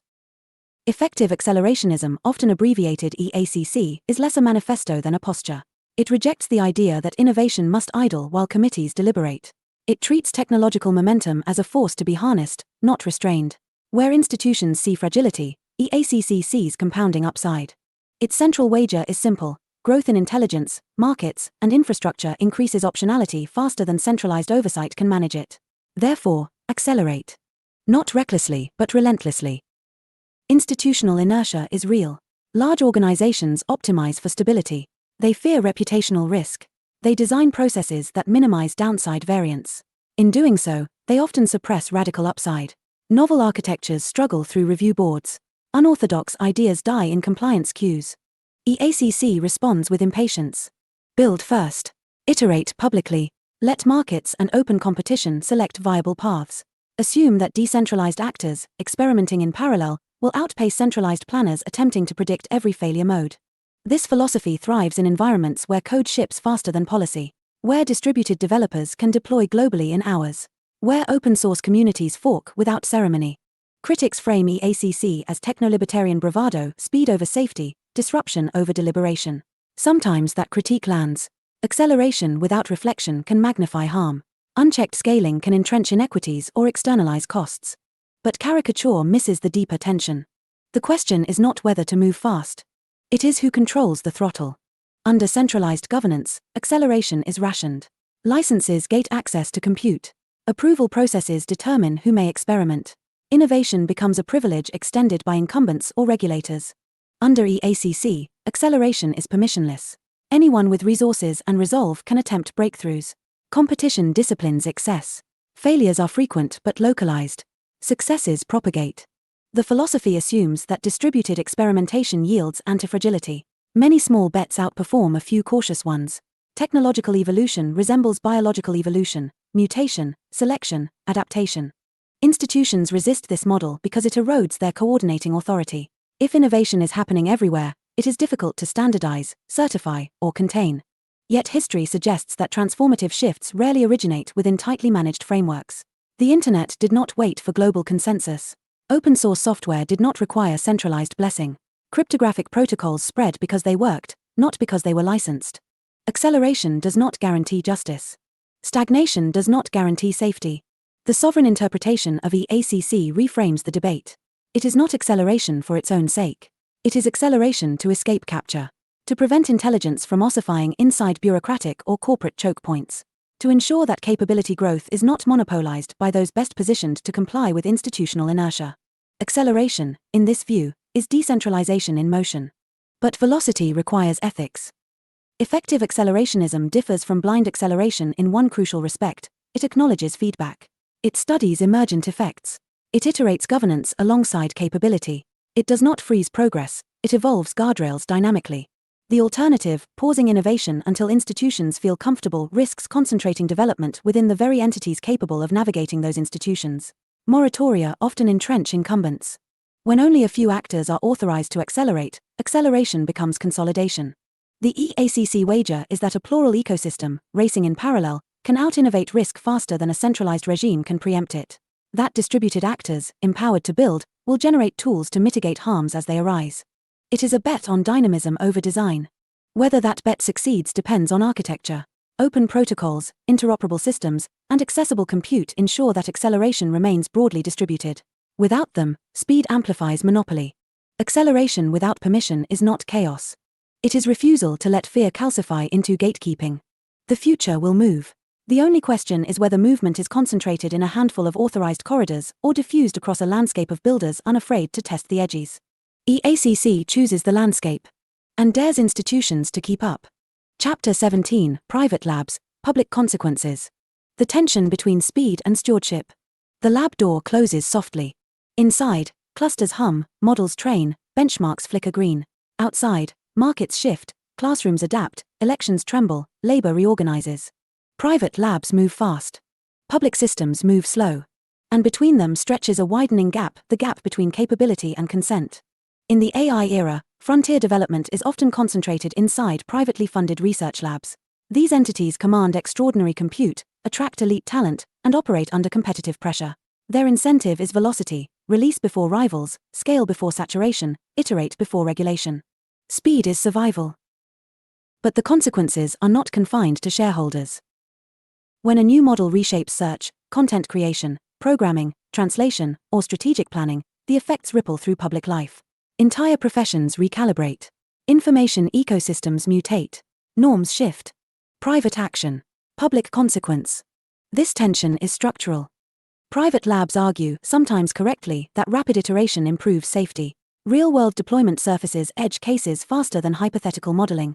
Feedback loops tighten. Red teams learn from live adversaries. Progress compounds. Caution, they warn, risk stagnation or geopolitical disadvantage. Stewardship, however, asks a different question. Who absorbs the downside? If a model amplifies misinformation, who repairs the trust damage? If automation displaces workers faster than adaptation, who cushions the transition? If a system embeds subtle bias at scale, who audits and remedies it? Markets price upside efficiently. They are less adept at pricing diffuse social cost. This does not make private labs villains. It makes them powerful. And power without structured accountability invites drift, not necessarily toward malice, but toward misalignment with broader public interest. The centralized answer is regulation, licensing, reporting requirements, approval gates before deployment. Yet, as explored earlier, heavy-handed compliance risks entrenching the very labs it aims to discipline. So how do we reconcile speed with stewardship without defaulting to cartelization? First, distributed oversight. Independent auditing bodies, funded pluralistically rather than by the labs alone, can evaluate claims and stress test models. Transparency must extend beyond marketing summaries into verifiable metrics and reproducible evaluation protocols. Second, interoperable ecosystems. If private labs build atop open protocols and publish model interfaces that allow competition and forking, then no single release becomes infrastructural destiny. Users retain mobility. Alternatives remain viable. Third, shared benefit mechanisms. When private breakthroughs generate public transformation, pathways for broader participation, open research collaborations, compute grants for independent developers, community access tiers can mitigate concentration of advantage. Stewardship is not synonymous with slowdown. It is alignment between impact and responsibility. Private labs often frame themselves as guardians racing against time, against rival nations, against existential risk, against technological inevitability. There is truth in the urgency. Intelligence is a strategic domain. But urgency can also rationalize opacity. When speed becomes virtue, scrutiny can appear obstructionist. When secrecy becomes competitive advantage, transparency feels like surrender. The culture of frontier labs may prioritize boldness over deliberation. Yet public trust erodes when impact outpaces explanation. A decentralized future does not eliminate private labs. It contextualizes them. They become nodes, important, innovative, ambitious, but not singular arbiters of cognitive infrastructure. Public consequences require public voice. Voice does not necessarily mean bureaucratic choke points. It can mean open benchmarks, transparent roadmaps, participatory governance experiments, independent red teaming markets, civic technology groups empowered to test and critique. The tension between speed and stewardship will not disappear. Acceleration generates momentum. Stewardship introduces friction. The art lies in designing friction that guides rather than halts, guardrails that steer without enclosing. Private labs can move fast. But if they build in isolation, they risk becoming the new cathedrals, architects of systems too consequential to contest, too embedded to exit. The sovereign alternative insists on plural power. Let private labs innovate. Let public structures audit. Let decentralized ecosystems compete. Because intelligence, once released, does not remain private property. It becomes environment. And environments deserve more than velocity. They deserve care. Chapter 18: Chaos or Competition? Why distributed experimentation outpaces central planning. From the balcony of the cathedral, the landscape looks like chaos. Too many builders. Too many forks. Too many incompatible visions of the future. Order, they insist, must be imposed. Standards must precede scale. Coordination must tame experimentation before experimentation destabilizes coordination. But from the ground, what looks like chaos often reveals itself as competition. And competition is information. Central planning, even when benevolent, operates with limited bandwidth. Committees forecast risks. Agencies draft frameworks. Councils simulate downstream effects. They aim to anticipate the future and regulate accordingly. Yet the future does not arrive as forecast. It mutates. Distributed experimentation embraces this mutation. Instead of predicting which architectures will succeed, it allows many to try. Instead of preselecting acceptable models, it lets performance, adoption, and resilience sort contenders. The result is not disorder, it is evolutionary search. Central planning optimizes for coherence. Distributed competition optimizes for discovery. Consider how breakthroughs typically emerge, not from consensus panels, but from edge cases. From developers combining tools in unintended ways. From communities repurposing infrastructure for needs no regulator anticipated. When experimentation is broadly accessible, innovation surfaces from unexpected quarters. Local contexts generate localized solutions. A rural mesh optimizes for connectivity constraints. A linguistic minority fine-tunes models for cultural nuance. A startup invents a compression method that redefines feasibility. Central planners cannot simulate every edge. But 1,000 small actors can explore them in parallel. Critics warn that distributed experimentation increases risk exposure. Without centralized guardrails, harmful applications proliferate. Bad actors exploit openness. Externalities multiply. This concern is not imaginary. The question is comparative. Does central control reduce net harm or does it merely relocate it? Central planning creates single points of failure. If the chosen framework misjudges risk, that misjudgment propagates widely. If a centralized system embeds bias, the bias scales globally. If a dominant architecture proves brittle, collapse cascades. Competition fragments failure. In a distributed landscape, mistakes are localized. Poorly aligned models lose users. Fragile architectures collapse without taking the ecosystem down.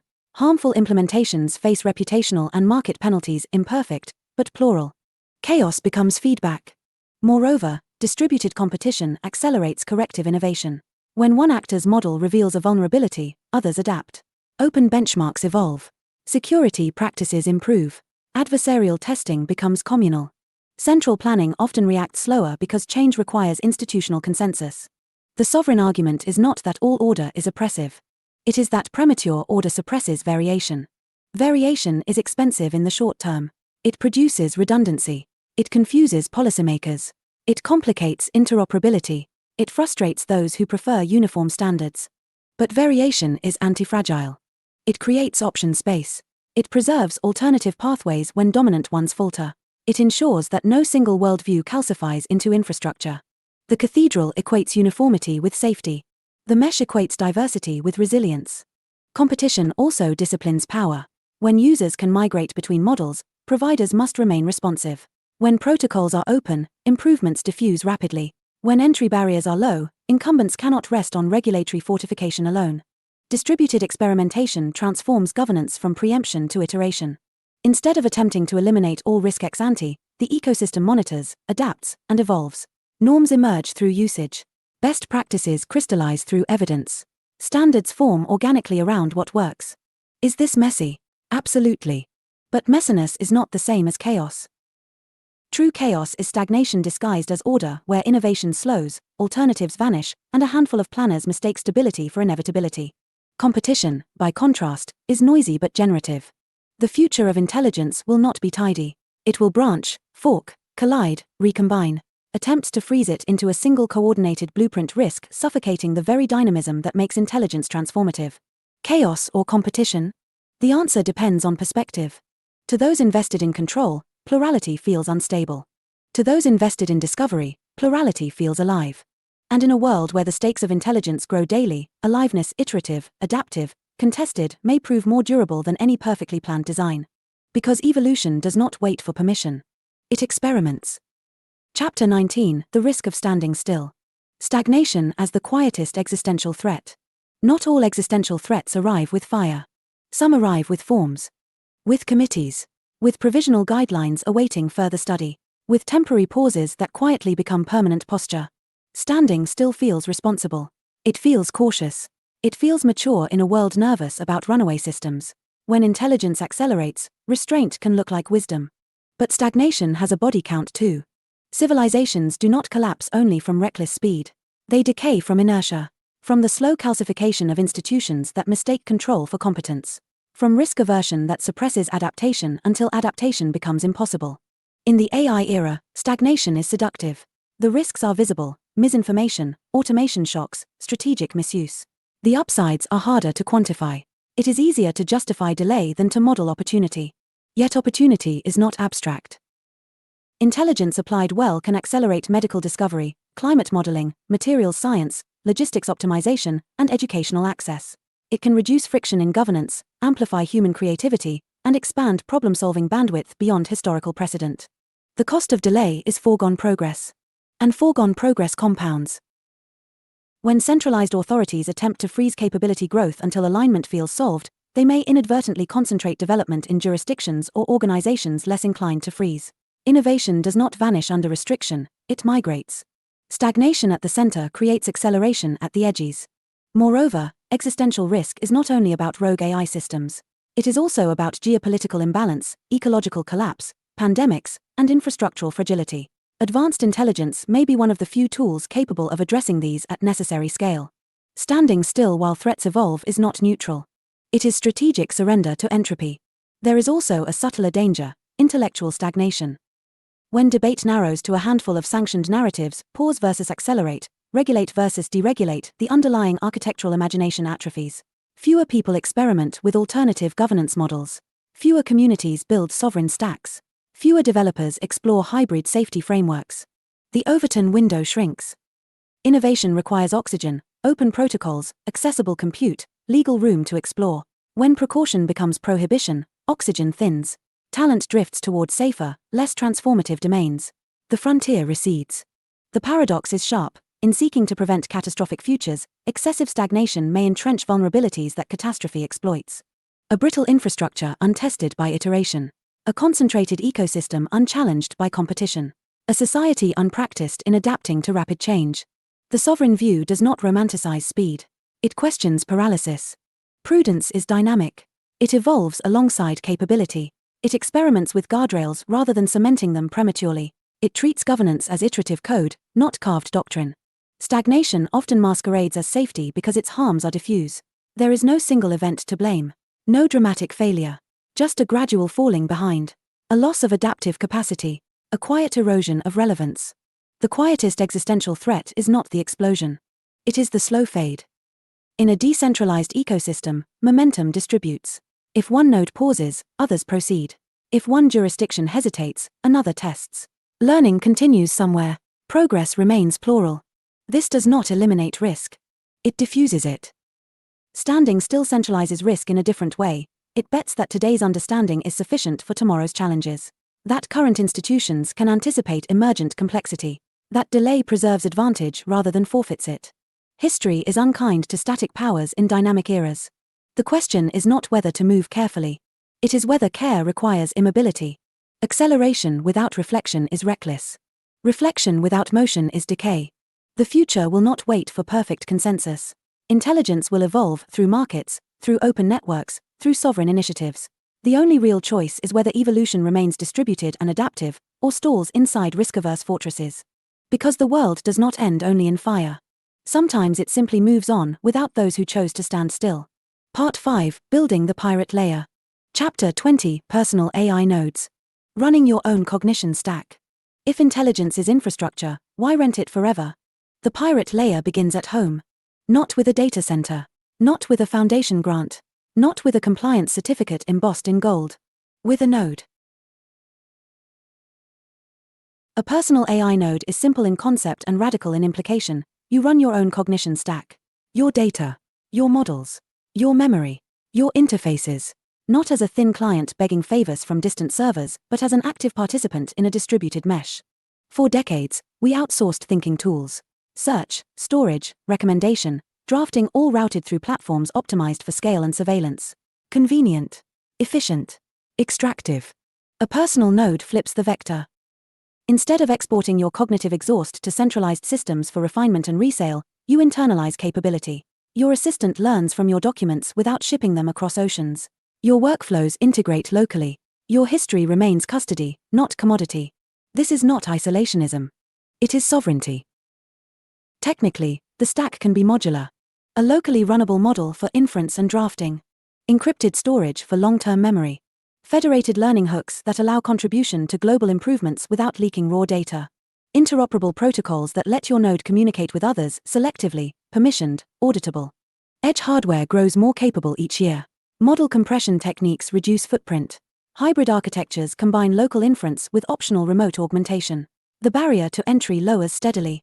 What once required a corporate lab now fits on a desk or in a pocket. Running your own node changes incentives. When you depend entirely on centralized APIs, policy shifts can rewrite your digital cognition overnight. Features disappear. Guardrails tighten. Pricing changes. Access is revoked. You are a tenant in someone else's epistemic estate. With a personal node, updates are choices. You decide which models to adopt, which alignment layers to enable, which data sources to trust. You can fork. You can pin versions. You can experiment. Exit becomes practical. Critics argue that most individuals lack the expertise to manage such systems. True, for now. But expertise is often a function of exposure. Few people once knew how to manage their own servers. Today, millions configure home networks and deploy applications with relative ease. Tooling abstracts complexity. The deeper objection is risk. If everyone runs their own cognition stack, harmful applications proliferate. Moderation fragments. Standards dissolve. But consider the alternative: concentration. When only a handful of entities run frontier systems, their worldview becomes default. Their risk tolerance becomes global policy. Personal autonomy shrinks to preference settings inside proprietary dashboards. The pirate layer does not abolish shared standards.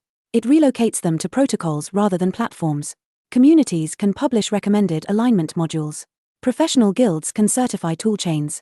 Reputation markets can signal trustworthiness. Participation becomes voluntary. A personal AI node is not a bunker. It is a port.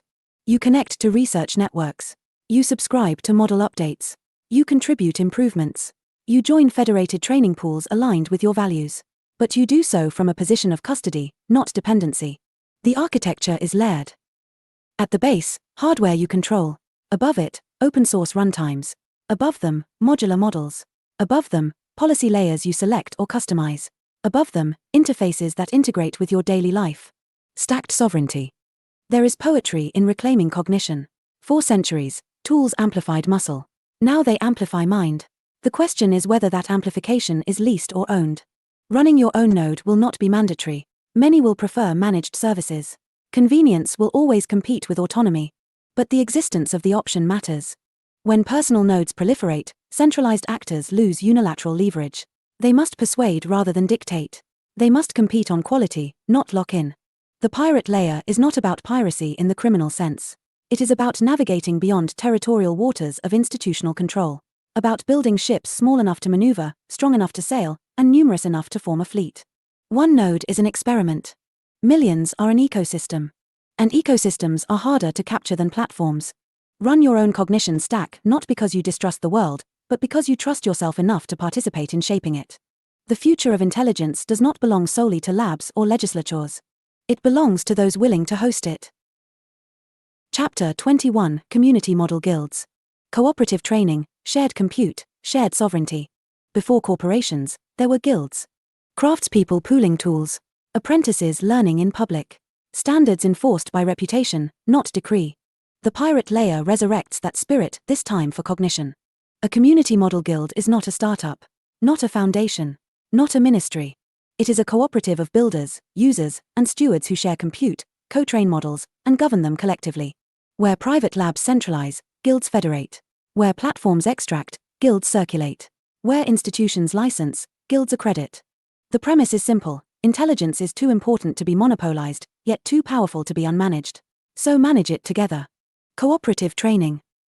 Training frontier-scale systems may require massive capital, but not all meaningful intelligence does. Regional language models, domain-specific assistants, scientific co-pilots, legal research tools, these can be trained and refined collaboratively. Members contribute. Compute cycles from local clusters. Curated datasets with clear provenance. Domain expertise for evaluation and alignment. Funding pooled through transparent mechanisms. Instead of surrendering data to distant corporations, communities steward it under shared governance. Sensitive information never leaves custody without explicit agreement. Federated learning enables collaboration without central hoarding.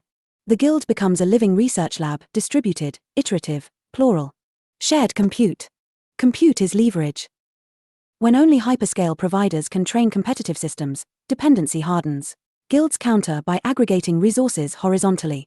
Universities, local businesses, independent developers, and civic institutions can contribute hardware or capital into cooperative clusters.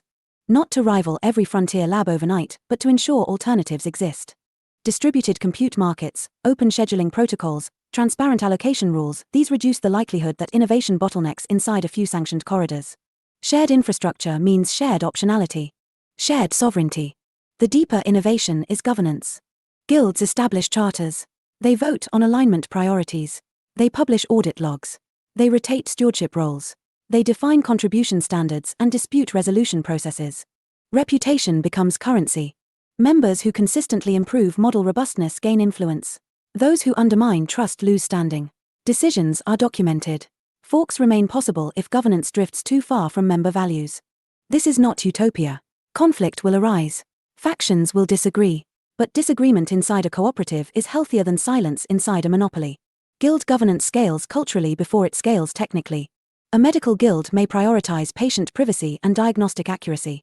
An agricultural guild may focus on climate resilience and soil analytics.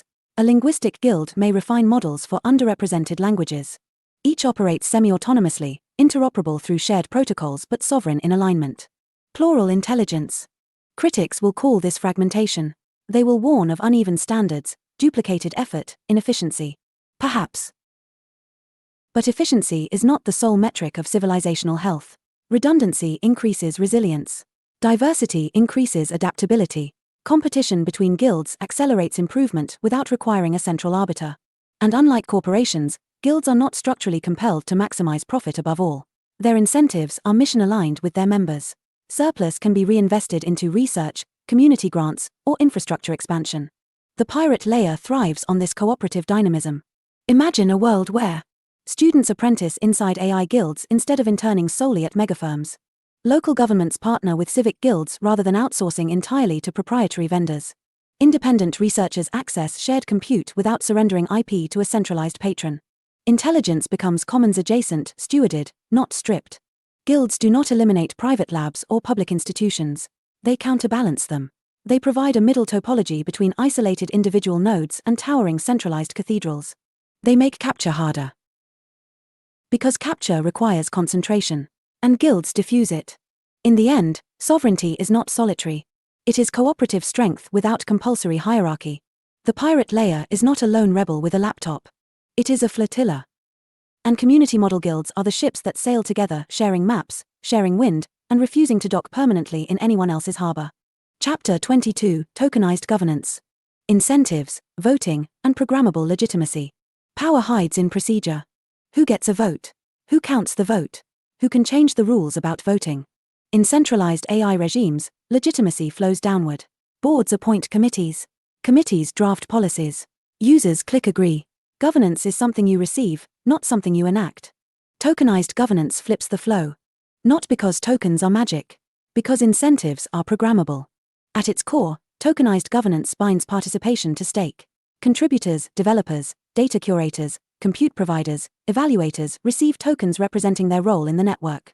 These tokens can signal reputation, grant voting rights, allocate resources, or trigger protocol upgrades. Governance becomes executable. Instead of closed-door deliberations followed by press releases, proposals are submitted on-chain. Votes are tallied transparently. Funding streams are distributed according to encoded rules. Treasury allocations follow auditable logic. Legitimacy is no longer asserted. It is computed. This architecture is not new. Blockchain systems pioneered token-based coordination to manage decentralized networks without central operators. The insight is simple: if you cannot rely on hierarchy, rely on aligned incentives.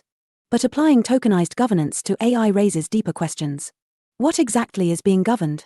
Model upgrades, alignment parameters, compute allocation, research grants, partnership approvals. In a pirate layer ecosystem, these decisions should not default to the loudest founder or wealthiest patron.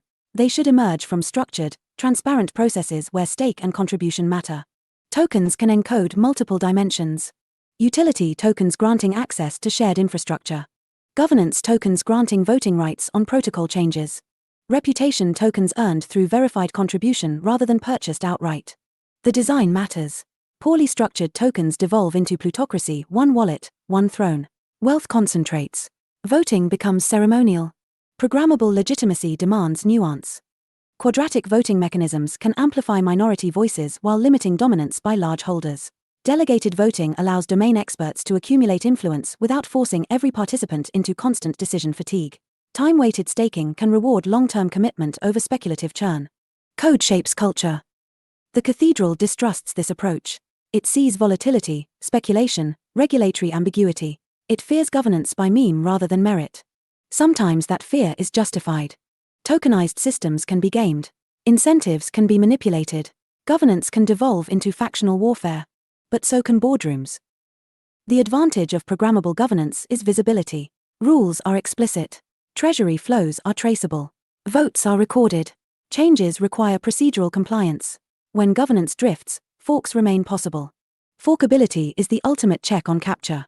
If a guild or protocol becomes unresponsive, dissenters can clone the codebase and migrate. Tokens follow the fork that retains trust. Legitimacy becomes competitive rather than monopolistic. Incentives also align labor with outcome. Contributors who improve model robustness or security can receive automated rewards. Auditors who discover vulnerabilities are compensated transparently. Community members who flag harmful behavior can trigger review processes encoded in smart contracts. Participation scales without centralized payroll.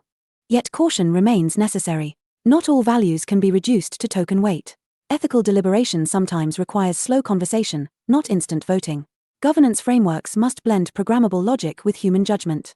Hybrid models emerge, on-chain proposals with off-chain deliberation. Token-based signaling combined with expert councils accountable to token holders. Emergency procedures requiring supermajorities or time delays.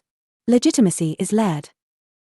Tokenized governance does not guarantee fairness. It guarantees clarity. When power is embedded in code, it can be inspected. When incentives are transparent, they can be debated. When voting rights are distributed, influence becomes visible rather than implied. The pirate layer embraces this visibility. Because in a world where intelligence governs workflows, markets, and discourse, governance itself must be auditable. Tokens are not about speculation. They are about coordination at scale without central permission. Incentives become levers. Voting becomes execution. Legitimacy becomes programmable.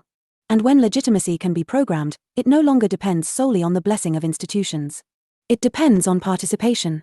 Which means power, at last, can circulate. Chapter 23: Interoperable Sovereignties. Alliances without empire. Empires unify by absorption. They promise stability. They deliver standardization. They centralize difference until it resembles compliance. But sovereignty does not require isolation. And coordination does not require conquest. Interoperable sovereignties offer a third path: alliances without empire. In the pirate layer, individuals run personal nodes. Guilds steward community models. Regions develop sovereign stacks aligned with cultural and legal priorities. Private labs innovate at the frontier. Tokenized networks coordinate incentives. Plural power. The challenge is connection. How do these entities collaborate without collapsing into hierarchy? How do they share breakthroughs without surrendering autonomy? How do they coordinate security without centralizing control? The answer lies in protocols, not platforms. Protocols define how systems communicate: data formats, authentication standards, version negotiation, permission layers. They enable interoperability without dictating internal governance. Each sovereign unit retains control over its own stack while participating in a broader mesh. Think of it as diplomatic infrastructure for machines. A regional AI ecosystem can expose APIs that conform to shared standards. A community guild can publish model metadata in agreed formats. A personal node can verify cryptographic attestations from external services before exchanging data. Trust becomes layered, not assumed. Interoperability also reduces dependency. If one network shifts policy or drifts ideologically, others can reroute traffic without systemic collapse. Alliances are voluntary, renewable, and revocable. Empire fears revocability. Empire prefers permanence. In centralized coordination regimes, participation often implies subordination. Standards evolve in committees dominated by powerful actors. Compliance becomes prerequisite for market access. Divergence is labeled fragmentation. Interoperable sovereignty reframes divergence as choice. Different jurisdictions may adopt distinct alignment frameworks. Cultural contexts may shape moderation norms. Economic priorities may influence deployment thresholds. Yet through shared protocols, these differences need not prevent collaboration. Federated research initiatives can span borders without pooling raw data. Security alerts can propagate across networks without mandating uniform architecture. Benchmarking systems can compare performance transparently without imposing singular design. Pluralism at the edges. Compatibility at the seams. This model demands humility. No single sovereign stack assumes universality. Each acknowledges that others may prioritize differently. Interoperability becomes mutual recognition rather than forced assimilation. There is precedent. The Internet itself was built on interoperable standards that allowed diverse networks to connect without central command. Email works across providers. Web pages render across browsers. The protocol layer sustains diversity above it. AI can follow similar logic if we choose it. The risk, of course, is fragmentation so severe that collaboration collapses. Competing standards can produce inefficiency. Geopolitical rivalry can harden into technological bifurcation. But fragmentation born of sovereignty differs from fragmentation imposed by distrust. When protocols are open and negotiable, divergence remains bridgeable. The cathedral model seeks unity first, autonomy second. The pirate layer reverses the order. Autonomy first. Alliance by consent. Interoperable sovereignties create resilience. If one ecosystem fails, technically, economically, politically, others persist. No single failure cascades into total shutdown. Diversity becomes strategic insurance. Alliances also become dynamic. Guilds can partner for specific projects. Regions can co-develop standards for cross-border applications. Private labs can integrate with community networks under clear contractual and technical boundaries. No emperor required. The future of intelligence will not belong to a single stack, a single regulator, or a single ideology. It will be negotiated across networks, sometimes cooperatively, sometimes competitively. The question is whether that negotiation happens inside an empire, or across sovereign peers. Interoperable sovereignties choose the latter. Not chaos. Not conquest. But coordination without capture. An archipelago of intelligence linked by bridges, not ruled by a throne. Chapter 24: Resilience by Design. Architectures that survive bans, capture, and blackouts. Power always tests the network. With a ban. With a subpoena. With a sudden policy shift at 2:17 a.m. Or simply with a blackout. If your intelligence stack collapses when a single provider blinks, you do not have infrastructure. You have dependency. Resilience by design begins with an uncomfortable premise: assume interruption. Assume capture attempts. Assume regulatory overreach in some jurisdictions and political instability in others. Assume cloud access can vanish. Assume APIs can be revoked. Then build anyway. The cathedral architecture optimizes for efficiency. Centralized compute. Unified updates. Clean control planes. It scales beautifully until the choke point is squeezed. A resilient architecture distributes pressure. First principle: redundancy. Multiple model providers. Multiple hosting environments. Local fallback inference when remote augmentation fails. Cached datasets. Offline capabilities for core workflows. If one path closes, another remains. Second principle: modularity. Monolithic systems are elegant but fragile. Modular stacks, where storage, inference, alignment layers, and interfaces are separable, allow substitution. If a governance module drifts into capture, swap it. If a provider imposes restrictive terms, migrate. Interchangeable parts are political leverage. Third principle: federated topology. Mesh networks, peer-to-peer synchronization, federated learning all reduce reliance on central hubs. When intelligence updates propagate laterally rather than vertically, no single node controls evolution. A ban in one region becomes a local inconvenience, not a global shutdown. Fourth principle: cryptographic integrity. Resilience is not only about uptime. It is about trust under stress. Cryptographic signatures verifying model versions. Immutable audit logs recording governance decisions. Zero-knowledge proofs enabling validation without exposure. When narratives distort, math clarifies. Fifth principle: legal diversity. Jurisdictional arbitrage is not evasion, it is hedging. Hosting infrastructure and governance entities across multiple legal environments reduces the risk that a single regulatory regime can extinguish an ecosystem. Plural legal anchors. Critics will argue that such design invites misuse. That systems built to resist bans can shield harmful actors. That resilience is indistinguishable from evasion. The distinction lies in transparency and intent. Resilient systems publish their architecture openly. They document governance processes. They allow audit and critique. They resist capture, not accountability. Capture is centralization plus coercion. Accountability is transparency plus consequence. Blackouts, literal or metaphorical, reveal fragility. When cloud regions fail, when sanctions disrupt supply chains, when political shifts criminalize code, centralized ecosystems scramble. Distributed ones reroute. History favors networks that anticipate disruption. The early internet survived because it was designed to root around damage. Financial systems that diversify across institutions endure shocks better than single-bank economies. Ecologies with biodiversity outlast monocultures. Intelligence infrastructure is no different. Resilience by design does not mean paranoia. It means maturity. It acknowledges that power shifts, markets fluctuate, and political climates change. It assumes that today's benevolent steward could become tomorrow's restrictive gatekeeper, whether by pressure, profit, or panic. So the pirate layer builds ships that can sail under many flags. Personal nodes that function offline. Guild clusters that redistribute compute during crises. Tokenized governance systems that continue operating when central servers are seized. Interoperable protocols that allow migration without amnesia. Resilience is not glamorous. It rarely headlines conferences. It lives in fallback scripts, mirrored repositories, cold backups, and well-documented forks. But when the storm arrives, glamour does not keep the lights on. Design for survival. Design for exit. Design for the day when access is denied and autonomy must carry the load. Because bans happen. Capture attempts happen. Blackouts happen. The question is whether intelligence collapses with them. Or roots around the damage and keeps thinking. Resilience by design ensures the latter. Not by asking permission to endure, but by refusing to depend on a single point of failure in the first place. Part 6, The Coming Cognitive Multipolarity. Chapter 25, Nation-states versus network states. Jurisdiction in the age of distributed intelligence. The map is no longer just land. It's latency. It's compute density. It's who trains the models and under which flag. For centuries, sovereignty meant territory, borders, armies, tax bases. The nation-state emerged as the dominant coordination technology because it monopolized force within geographic lines. Jurisdiction followed geography. But intelligence is slipping the leash. A model trained in one country can serve users in 100. A protocol deployed nowhere in particular can be governed everywhere in particular.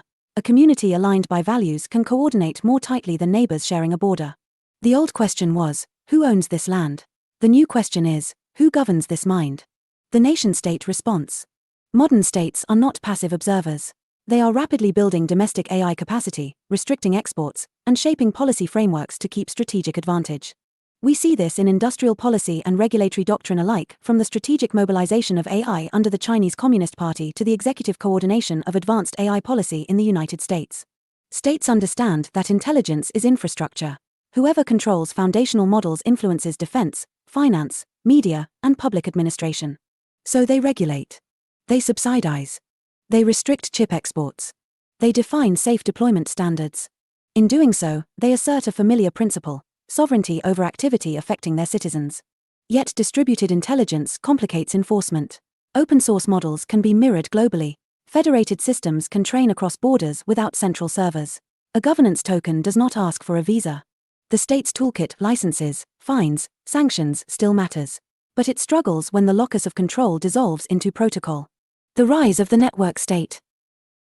A different formation is emerging: communities organized primarily online, coordinated by shared values, capital pools, and increasingly, shared AI infrastructure. Call them network states, digital polities, or protocol nations. They do not require contiguous land to function. They require shared identity, governance mechanisms, economic coordination, dispute resolution, intelligence infrastructure. Their jurisdiction is voluntary. You opt in. You subscribe to their rules. You stake into their governance. You exit when misaligned. This is not science fiction. Crypto networks already operate as quasi-sovereign systems with treasuries, voting mechanisms, and internal courts. AI-native communities are beginning to layer shared model stacks on top of those foundations. A network state may not command tanks, but it may command compute. And in a cognitive economy, compute is influence. Jurisdiction becomes layered. We are entering cognitive multipolarity. Not one superpower of intelligence. Not a single global alignment regime, but multiple centers of model development, governance philosophy, and deployment norms. A citizen of France may use a US-trained model hosted in Singapore, fine-tuned by a DAO registered in Estonia, and governed by token holders dispersed worldwide. Whose law applies? The answer is increasingly, all of them and none cleanly. Jurisdiction becomes layered. Physical jurisdiction, where servers reside. Corporate jurisdiction, where entities are incorporated. User jurisdiction, where individuals reside. Protocol jurisdiction, the internal rules of the network itself. Conflicts are inevitable. A nation-state may demand content moderation changes that contradict a protocol's constitution. A network state may resist data localization laws by encrypting and distributing storage across nodes. This tension will define the coming decade. Cooperation, competition, and coexistence. The naive framing is confrontation, states versus networks. The reality will be more complex. Some states will integrate network-native governance models into public systems. Others will attempt to domesticate them. Some will ban them outright, driving talent and capital elsewhere. Meanwhile, network states may seek physical footholds, special economic zones, charter cities, bilateral agreements, blurring the line between digital and territorial sovereignty. The most adaptive nation-states will recognize that distributed intelligence is not a threat to eliminate, but an ecosystem to engage. The most resilient network states will understand that ignoring physical law entirely is fantasy. Multipolarity is not chaos. It is equilibrium through plurality. The strategic question. In a world of distributed intelligence, sovereignty becomes less about monopoly and more about optionality. Where can talent go? Where can models train? Where can governance experiments unfold? If individuals and communities can credibly exit restrictive regimes, digitally or physically, states must compete to retain them. Competition disciplines power. This is not the abolition of the nation-state. It is its upgrade. Territorial governments will continue to matter for defense, infrastructure, and welfare, but they will coexist with non-territorial governance layers that command loyalty, capital, and cognition. The coming cognitive multipolarity will not be decided by a single hegemon. It will be shaped by many centers of intelligence, national, regional, communal, and personal interacting in uneasy balance. The border is no longer just a line on a map. It is a protocol boundary, a model license, a governance rule set. Jurisdiction is becoming programmable. And in that programmability lies both risk and possibility. The age of singular alignment is ending. The age of competing intelligences, negotiating, interoperating, sometimes colliding, is just beginning. Chapter 26, Digital Non-Alignment. Refusing both corporate and state hegemony. The 20th century had the non-aligned movement. The 21st will have its cognitive counterpart. When newly independent nations refused to be absorbed into either the US or Soviet orbit, they gathered at Bandung Conference and articulated a simple idea: sovereignty does not require choosing a superpower. Today, the superpowers are not just geopolitical. They are computational. On one side, corporate AI empires, capital-rich, vertically integrated, polished in their messaging, optimized for scale. On the other, state-driven AI blocks, strategic, security-oriented, tightly coupled to national objectives. Both promise safety. Both promise progress. Both consolidate power. Digital non-alignment refuses the false binary. It asks, what if communities, cooperatives, cities, and individuals decline to plug their cognition into either camp as a dependency? Beyond the platform-state dichotomy. Corporate hegemony centralizes through terms of service. State hegemony centralizes through regulation and mandate. The first says, trust our incentives. The second says, trust our authority. A non-aligned digital posture says, trust must be earned through structure, not scale. This does not mean isolation. It means interoperability without subordination. Use corporate APIs without surrendering exit. Comply with state law without surrendering architectural independence. Participate in markets without becoming infrastructural serfs. The strategy is diversification. Multiple model backends. Distributed hosting. Open standards. Community governance overlays. Non-alignment is not rebellion for its own sake. It is bargaining power. The multipolar mind. When intelligence infrastructure is concentrated, narratives narrow. Alignment frameworks reflect the values of those who fund them. Content filters encode cultural assumptions. Risk models prioritize some harms over others. Digital non-alignment does not demand a single universal model of truth. It tolerates plural cognitive ecosystems. A cooperative in Nairobi can train models reflecting local linguistic nuance. A research guild in Sao Paulo can optimize for public health objectives. A diaspora network can preserve endangered languages without waiting for corporate ROI justification. Plurality reduces systemic fragility. If one cognitive regime drifts toward ideological rigidity, alternatives exist. If one bloc overreaches, exit remains credible. This is not chaos. It is competitive governance. The myth of neutral guardians. Both corporations and states often present themselves as neutral coordinators, guardians of safety, stability, and global benefit. History suggests skepticism. Corporations answer to shareholders. States answer to political coalitions and security doctrines. Neither is structurally neutral. Digital non-alignment does not demonize them. It simply declines to anoint them as sole stewards of collective intelligence. Power, left unchecked, centralizes. Non-alignment is the art of distributing that power before it calcifies. Architecture as diplomacy. In geopolitics, neutrality required diplomacy and trade balance.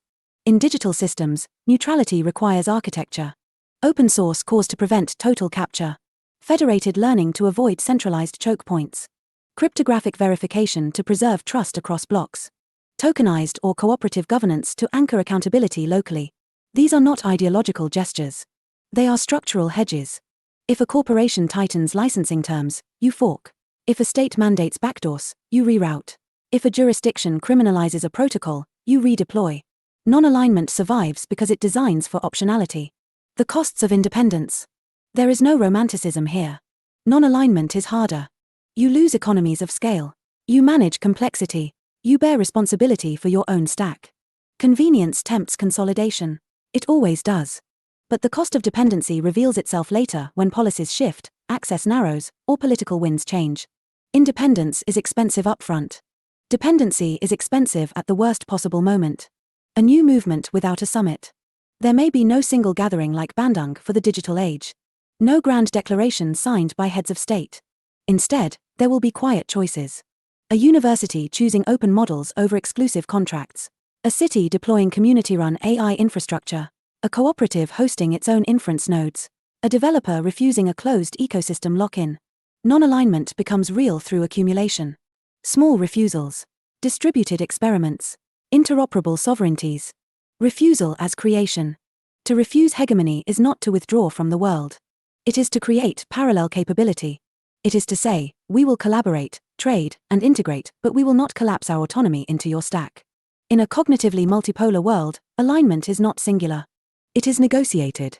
Digital non-alignment ensures that negotiation remains possible.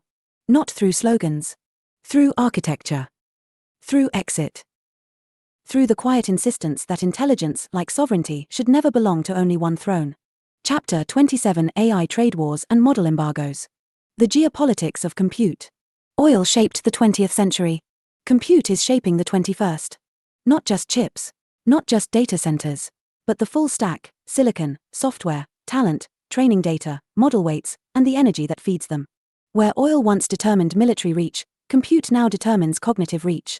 And wherever strategic resources concentrate, trade wars follow. From supply chains to control chains. The AI stack is vertically fragile. Advanced chips fabricated in a handful of facilities. Extreme ultraviolet lithography machines produced by a single company like ASML. GPU architectures dominated by firms such as NVIDIA. Foundries concentrated in places like TSMC. This is not a diversified ecosystem. It is a narrow throat. When governments recognize strategic choke points, they apply pressure. Export controls. Investment restrictions. Sanctions. Entity lists. The language is national security. The outcome is industrial alignment. The model as munition. Increasingly, advanced AI models are treated not as consumer software, but as dual-use technologies, civilian tools with military and strategic implications. High-performance chips face export restrictions. Cloud access can be denied to sanctioned entities. Training partnerships become subject to review. The line between trade policy and defense policy blurs. Model embargoes, formal or informal, are emerging as a new lever. Deny a rival access to compute at scale, and you slow their research velocity.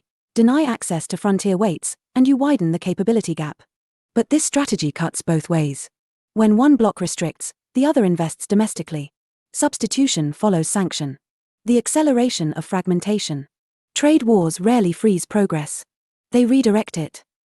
When access to leading-edge chips narrows, second-best architectures get optimized. When proprietary APIs close, open-source communities accelerate. When talent mobility is restricted, local training ecosystems expand.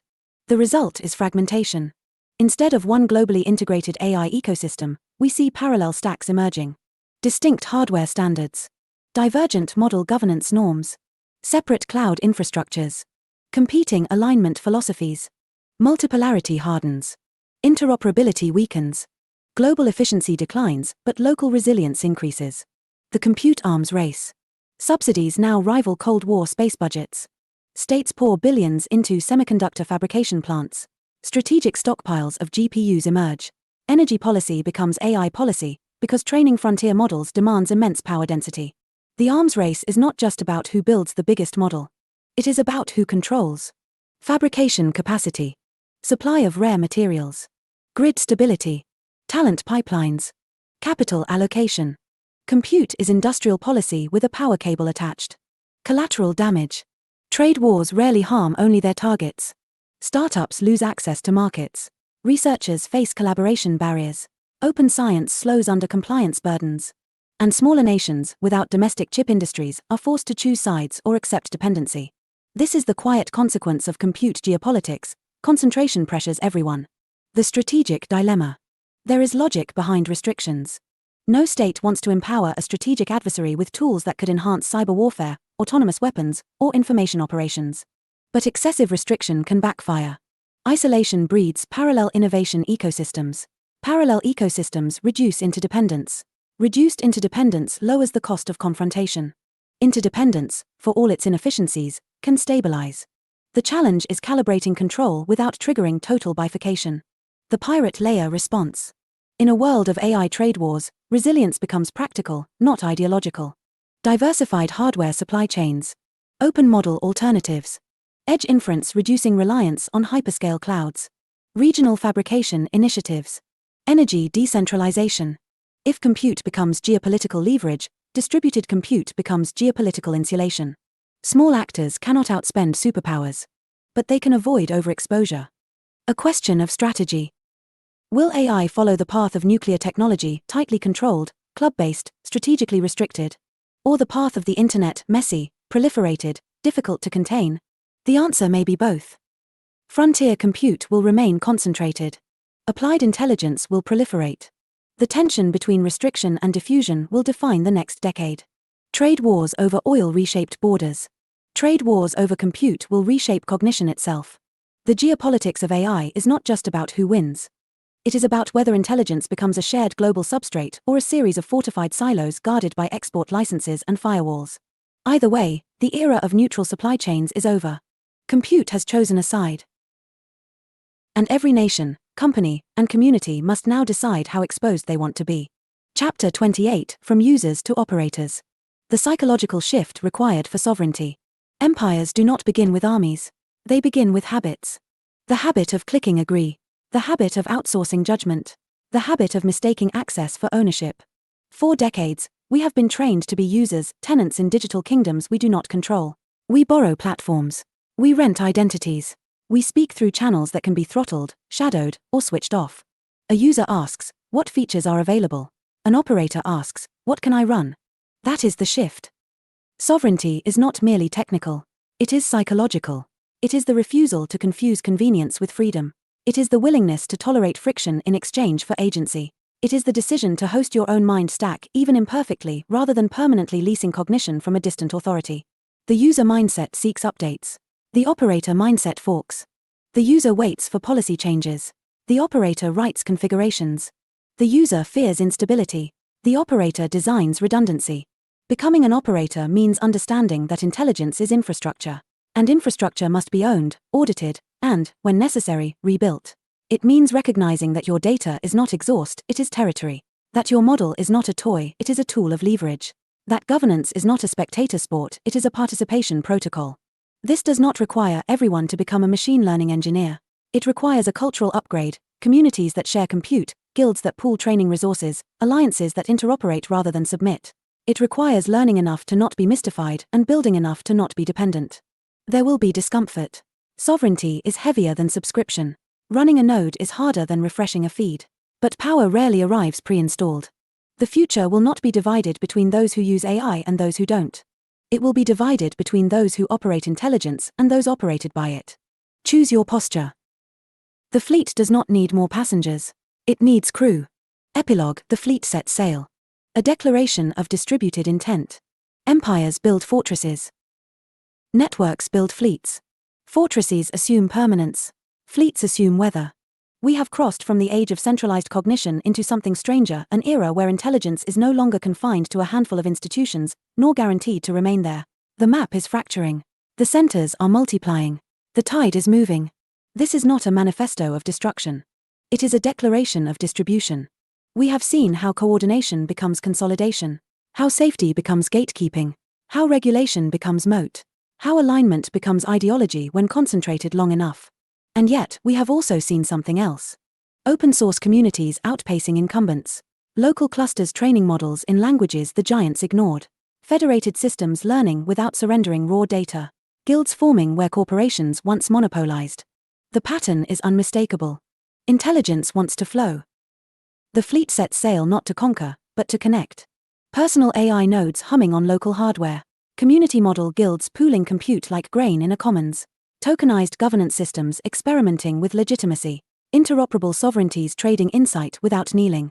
This is not chaos. It is navigation. In a cognitively multipolar world, no single cathedral defines the sky. No single regulator dictates the horizon. No single corporation licenses the right to think. Instead, we get currents. Some ships will fly national flags. Some will sail under corporate banners. Some under cooperative charters. Some under no banner at all, just cryptographic signatures and shared purpose. The question is not whether storms will come. They will. Trade wars. Model embargoes. Capture attempts. Moral panics. Blackouts. Resilience is not optional. So we build hulls that can take a hit. We build routes that reroute. We build stacks that fork instead of fold. We build exit into the architecture. Distributed intent is simple. No single point of failure. No single ideology encoded as universal law. No single authority holding the off switch for collective cognition. This does not mean the end of states. It does not mean the end of corporations. It means they must now coexist with something they cannot fully absorb. A world where intelligence is increasingly sovereign at the edge. The fleet does not wait for permission to sail. It calibrates coordinates. It provisions redundancy. It studies the stars of protocol and the tides of law. And then it moves. Quietly at first. Then undeniably. If the 20th century centralized power in capitals and headquarters, the 21st may scatter it across nodes and neighborhoods. Not because centralization never works, but because it always eventually overreaches. Distribution is not rebellion. It is equilibrium. The coming years will test whether we default to cognitive empires or dare to experiment with plural intelligence ecosystems negotiating in open waters. The fleet is already forming. Personal nodes spinning up. Community clusters sinking. Forks branching. Protocols hardening. Not to burn the old world, but to ensure that no single harbor can ever again claim ownership of the sea. The sails are up. The horizon is wide. And intelligence, finally, belongs to those willing to navigate it. Bazaars, say no to the cathedral. Favor open, collaborative marketplaces of ideas over rigid, hierarchical structures. The cathedral promises certainty. High walls. Stained glass narratives. Approved doctrine. A single altar of truth. You enter quietly. You leave aligned. But intelligence was never meant to kneel. The bazaar is louder. Messier. Full of bargaining, argument, iteration. No single architect. No final blueprint. Just stalls of competing ideas, forks, patches, experiments. And progress. The cathedral centralizes authority. The bazaar distributes legitimacy. In a cathedral, permission precedes innovation. In a bazaar, innovation precedes permission. This distinction is not aesthetic. It is structural.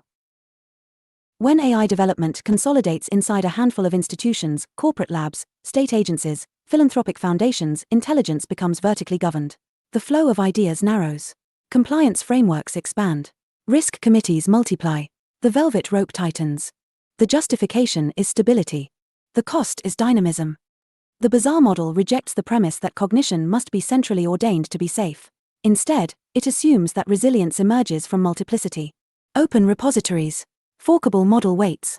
Transparent benchmarks. Peer audit instead of priestly certification. The bazaar does not eliminate risk. It distributes it. Where one cathedral can encode a single ideology into a global model, 1,000 bazaars generate 1,000 alternatives. Competing visions of alignment. Competing governance frameworks. Competing cultural embeddings. Plurality becomes protection. Historically, The bazaar has outcompeted the cathedral in software. The open source movement demonstrated that decentralized contributors, loosely coordinated, often anonymous, can build systems rivaling or exceeding proprietary giants. Why should AI be different? Because the stakes are higher? Perhaps. But higher stakes do not justify monopolized judgment. They demand broader participation. The cathedral fears fragmentation. The bazaar thrives on it.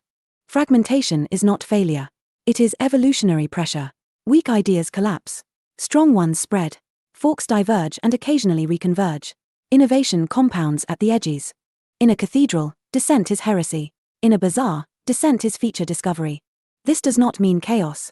Markets have rules. Protocols create structure without hierarchy. Standards emerge through adoption, not decree. The key difference is where authority resides. In the cathedral, authority flows downward. In the bazaar, authority flows outward. For AI governance, this implies open model ecosystems instead of closed APIs as default. Community auditing instead of opaque internal review boards. Modular architectures instead of monolithic platforms. Competitive alignment frameworks instead of universal mandates. The cathedral says, trust us. The bazaar says, inspect us. The cathedral scales through consolidation. The bazaar scales through replication. One can be captured. The other is difficult to extinguish. When institutions grow large enough, they begin to defend their own continuity as a primary objective. Risk mitigation morphs into risk avoidance. Avoidance becomes stagnation. Stagnation becomes quiet decline. The bazaar tolerates creative destruction. Yes, it is inefficient. Yes, duplication occurs. Yes, quality varies. But redundancy is resilience. If one vendor fails, another stands. If one model censors, another forks. If one governance DAO ossifies, another experiments.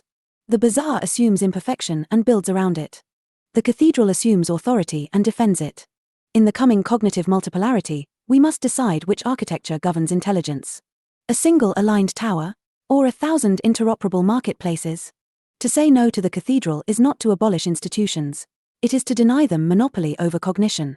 Let them build. Let them compete. Let them persuade. But let no single structure claim divine right over the future of thought. The bazaar is noisy. So is freedom. The cathedral promises order. The bazaar delivers evolution. The cathedral is quiet, polished, vertically integrated. A small priesthood decides doctrine. Edicts descend. Innovation moves at the pace of committee approval. Alignment is enforced through architecture. The bazaar is loud, messy, alive. Code changes hands. Ideas collide. Forks bloom like desert flowers after a rare storm. No single authority controls the script, only the protocol of exchange. In the age of AI, this distinction is no metaphor. It is structural destiny. The cathedral model of intelligence centralizes. Model training. Alignment policy. Access permissions. Compute allocation. Narrative framing. You do not build. You request access. You do not fork. You comply. Under the banner of safety, scale, and stewardship, cognition becomes curated. The velvet rope returns, this time around inference. But intelligence does not thrive under velvet ropes. It thrives under friction. In a bazaar. Open source models iterate faster than closed stacks. Independent researchers discover edge cases institutions overlook. Local communities adapt systems to their own languages, ethics, and needs. Failures are visible and therefore correctable. The bazaar does not guarantee virtue. It guarantees competition. And competition is the immune system of innovation. The cathedral fears fragmentation. The bazaar treats fragmentation as diversification. The cathedral seeks uniform alignment. The bazaar tolerates pluralism. The cathedral optimizes for control. The bazaar optimizes for emergence. This is not a call for chaos. Markets require rules, contracts, cryptographic proofs, shared standards. Protocols matter. Reputation matters. Security matters. But protocols are not priests. They do not demand belief, only compliance with transparent logic.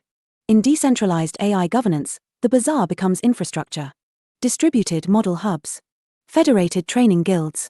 Tokenized incentives for contribution. Permissionless experimentation. Interoperable standards. Ideas rise because they are useful, not because they were blessed. The cathedral insists that coordination must be centralized to be safe. The bazaar asks a sharper question. Safe for whom? When a single institution defines acceptable intelligence, dissent becomes misalignment. When governance concentrates, ideology fossilizes into code. Plural ecosystems prevent this. 1,000 small labs experimenting is less fragile than one global foundation declaring universal truth. A network of interoperable communities resists capture better than a single compliance regime. The bazaar is not anti-institution. It is anti-monopoly. It does not reject expertise. It rejects exclusivity. In a world of AI trade wars and model embargoes, bazaars also build resilience. When one node goes dark, another steps forward. When one model is restricted, a fork evolves. When a platform censors, the protocol roots around. The bazaar does not collapse when a king falls. It barely notices. This is the pirate layer instinct. Build systems where participation is voluntary, exit is possible, and contribution is rewarded without gatekeeping. The cathedral believes stability comes from control. The bazaar knows stability comes from adaptation. If intelligence is the defining resource of this century, then the question is simple. Will it be dispensed from pulpits or traded across open stalls? One path leads to uniformity guarded by compliance departments. The other leads to pluralism negotiated in public. Choose your architecture carefully. It will determine not just who speaks, but who gets to think. No single throne. Power loves a chair. Give it a platform and it builds a podium. Give it a protocol and it tries to crown itself. The instinct to centralize is ancient.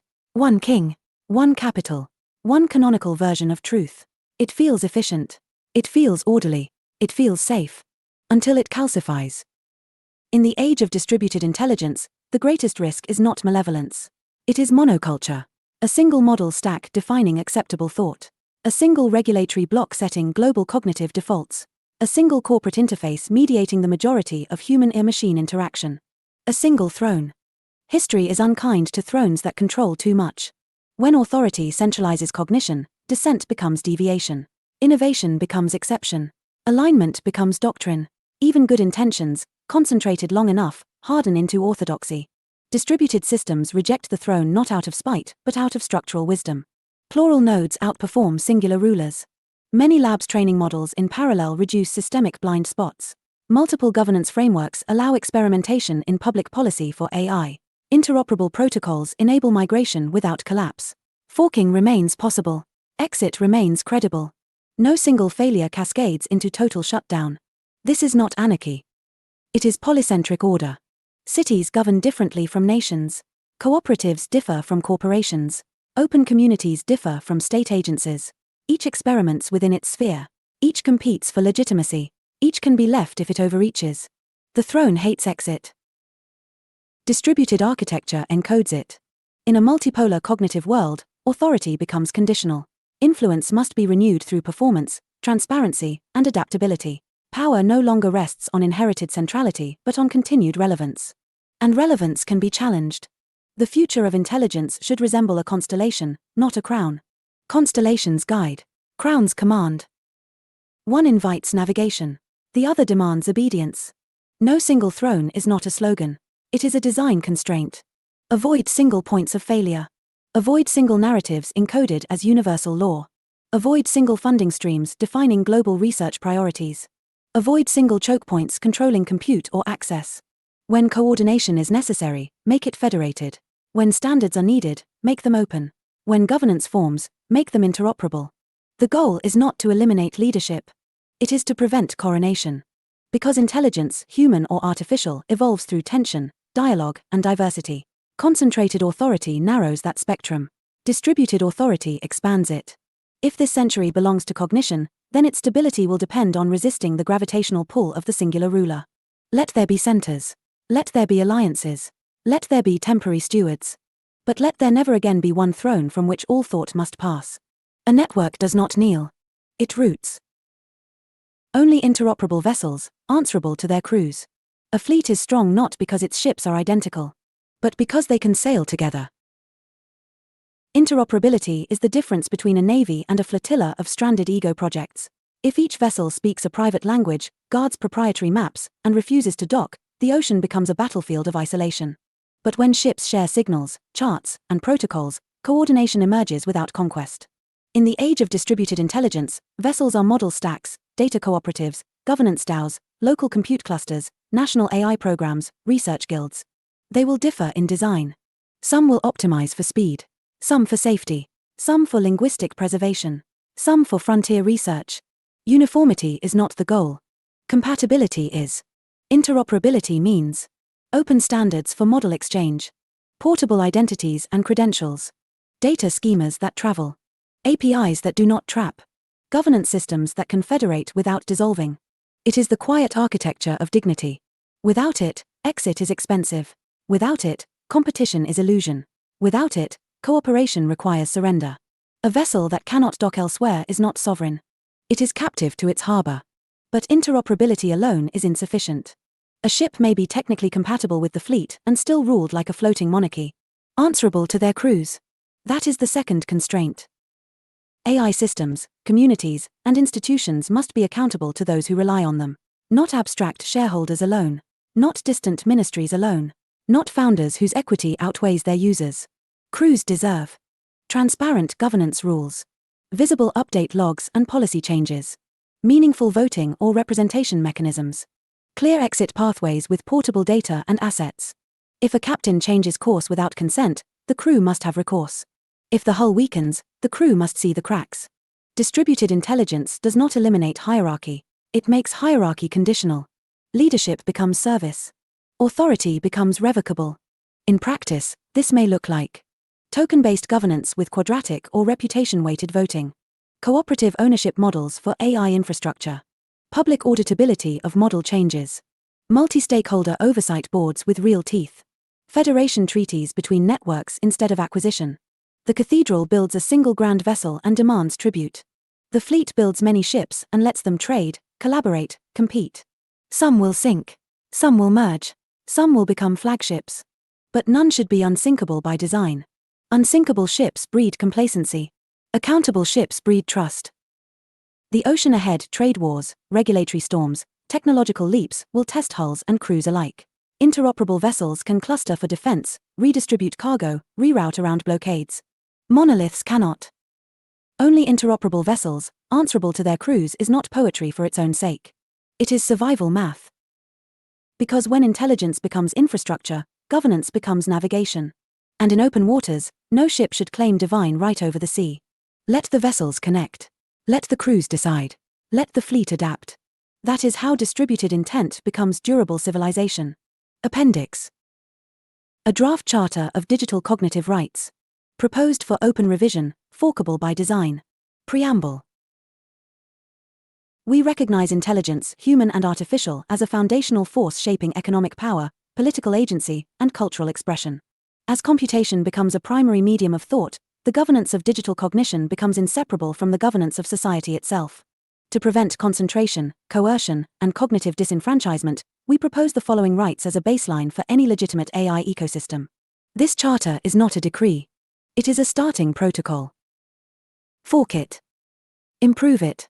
Ratify it where you stand. Article 1, the right to run a mind. Every individual has the right to access, operate, and customize computational systems that extend their cognitive capacity. This includes the right to locally host AI systems where technically feasible, the right to modify, fine-tune, or select alternative models, the right to refuse exclusive dependence on a single provider. No entity shall hold a universal monopoly over cognitive augmentation. Article 2, the right to exit. Users must be able to leave AI platforms without disproportionate loss. This includes data portability in open, documented formats, model output exportability, transferable digital identity and credentials, transparent offboarding processes. Exit is the foundation of accountability. Article 3, the right to interoperability. AI systems affecting public or economic life should adhere to open standards that enable compatibility and federation. Closed ecosystems may exist, but must not impose artificial barriers to integration or migration. Interoperability prevents cognitive feudalism. Article 4, the right to transparency in governance. Any AI system deployed at scale must disclose governance structures, update policies and change logs, funding sources influencing alignment decisions, mechanisms for oversight and appeal. Opaque authority over cognition is incompatible with democratic norms. Article 5, the right to plural alignment. No single ideology, political doctrine, or cultural norm shall claim exclusive authority over acceptable AI alignment. Communities have the right to develop AI systems reflecting their linguistic, ethical, and cultural contexts within the bounds of internationally recognized human rights. Pluralism strengthens resilience. Article 6, the right to cryptographic integrity. Users have the right to verify the authenticity of model versions, the integrity of governance votes, the provenance of training artifacts where possible. Mathematical verification shall be preferred over institutional assurances wherever feasible. Article 7, the right to cognitive privacy. Individuals retain sovereignty over their personal data and behavioral signals. AI systems must minimize unnecessary data retention, offer meaningful consent mechanisms, enable encrypted storage and communication. Inference must not become involuntary surveillance. Article 8, the right to due process in algorithmic systems. When AI systems materially affect access to employment, finance, healthcare, education, or civic participation, individuals have the right to explanation of decisions in comprehensible terms. Mechanisms for appeal. Human review where appropriate. Automation does not nullify justice. Article 9, the right to resilient access. Critical AI infrastructure should be designed to withstand political capture, corporate consolidation, arbitrary service denial, infrastructure blackouts. No single point of failure should determine access to collective cognition. Article X, the right to contribute. Individuals and communities have the right to participate in open AI research, contribute to shared model development, form guilds, cooperatives, or federated clusters. Innovation must not require institutional patronage alone. Article 11, the right to fork. Where governance fails or values diverge, communities retain the right to fork open systems and establish alternative instances without retaliation, coercion, or artificial lock-in. Forking is peaceful succession in digital space. Article 12, the duty of stewardship. Rights imply responsibility. Operators of AI systems must avoid reckless deployment, mitigate foreseeable harm, document risks transparently, cooperate in good faith across jurisdictions. Distributed sovereignty does not excuse negligence. Ratification and evolution. This charter is intentionally incomplete. It anticipates amendment through open deliberation across nation-states, network states, cooperatives, research institutions, civil society. Legitimacy will not come from a single summit. It will come from adoption, iteration, and lived practice. Closing declaration. No single throne. No unaccountable cathedral. No closed harbor controlling the sea of thought. Only interoperable vessels, answerable to their crews, navigating a shared ocean of intelligence. Let this charter be not a monument, but a compass. Design principles for decentralized AI governance. Decentralization is not a vibe. It is an engineering discipline. Without design principles, decentralized becomes marketing copy draped over a new oligarchy. With principles, it becomes architecture that resists capture, adapts under stress, and earns legitimacy over time. Below is a working framework, practical, not utopian. 1. Exit is sacred. Governance without exit is rule. Decentralized systems must make departure technically and economically feasible. Portable identities. Exportable data. Forkable codebases. Non-punitive withdrawal. If leaving is impossible, governance is theater. 2. Interoperability over isolation. No system should require total allegiance. Adopt open standards. Publish APIs. Enable federation. Design so that independent communities can collaborate without merging into a single authority. Compatibility prevents empire. 3. Modular power. Avoid monolithic control. Separate. Model development. Deployment infrastructure. Alignment policy. Treasury management. Oversight and audit. When power is modular, capture requires multiple coordinated failures, not a single boardroom vote. 4. Transparent mutation. AI systems evolve. Governance must track that evolution. Every significant model update, policy change, or governance rule modification should be logged. Time-stamped. Publicly auditable. Attributable. Opaque change is silent centralization. 5. Plural alignment by default. There is no universal ethical firmware. Enable configurable alignment layers. Allow communities to express values within shared human rights boundaries. Make alignment adjustable, not decreed from a single center. Diversity reduces systemic bias and ideological lock-in. 6. Cryptographic verifiability. Trust narratives fade. Math persists. Wherever possible. Sign model releases. Verify governance votes on-chain or via auditable ledgers. Use zero-knowledge proofs to validate compliance without revealing sensitive data. Verification should not depend solely on institutional goodwill. 7. Distributed infrastructure. Avoid single choke points. Multi-cloud or hybrid hosting. Edge inference capabilities. Federated learning frameworks.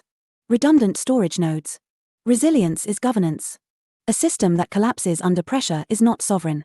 8. Skin in the game. Incentives shape behavior more reliably than mission statements. Participants in governance should bear proportional consequences for their decisions. Tokenized systems must guard against plutocracy. Cooperative systems must guard against apathy. Design for aligned incentives, not abstract virtue. 9. Due process by design. When AI systems influence livelihoods or civic participation, governance must include clear appeal pathways, human review layers, defined dispute resolution mechanisms. Automation without recourse is digital absolutism.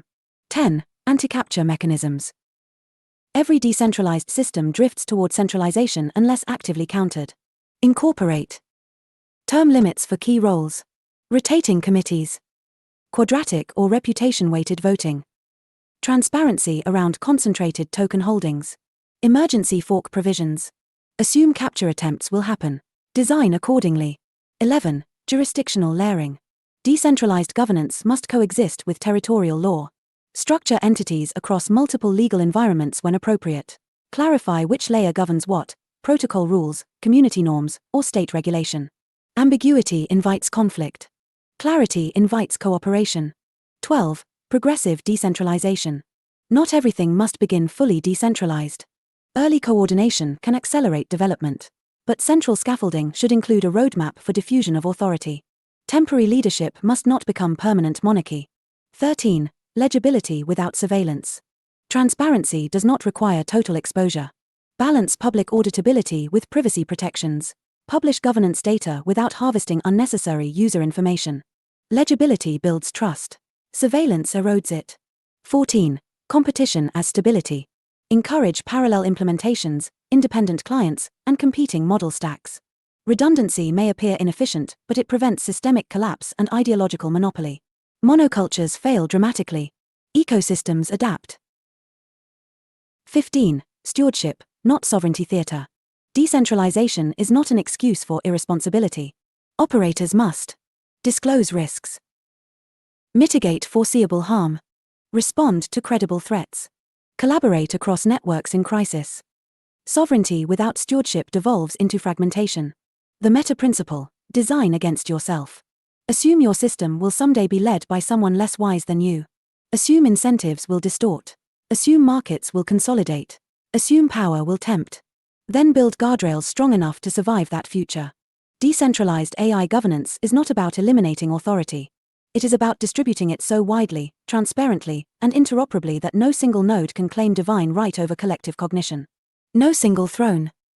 Only evolving networks accountable, forkable, and resilient enough to keep thinking when power shifts. Design accordingly. A practical roadmap to personal sovereign AI. Sovereignty is not a press release. It's a stack. If you want personal AI that answers to you, not a boardroom, not a ministry, not a hidden ranking algorithm, you don't begin with ideology. You begin with architecture. Below is a staged roadmap. Start where you are. Upgrade deliberately. Phase 1, cognitive awareness. Before hardware. Before models. Understand your dependency surface. 1. Audit your AI reliance. Which tools mediate your thinking? Where is your data stored? What happens if access is revoked tomorrow? If losing one login would paralyze your workflow, you've found a choke point. 2. Diversify providers, avoid single vendor lock-in.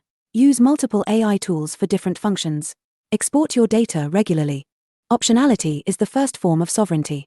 Phase 2, local capability. Sovereignty begins when your core cognition works offline. 1. Run a local model.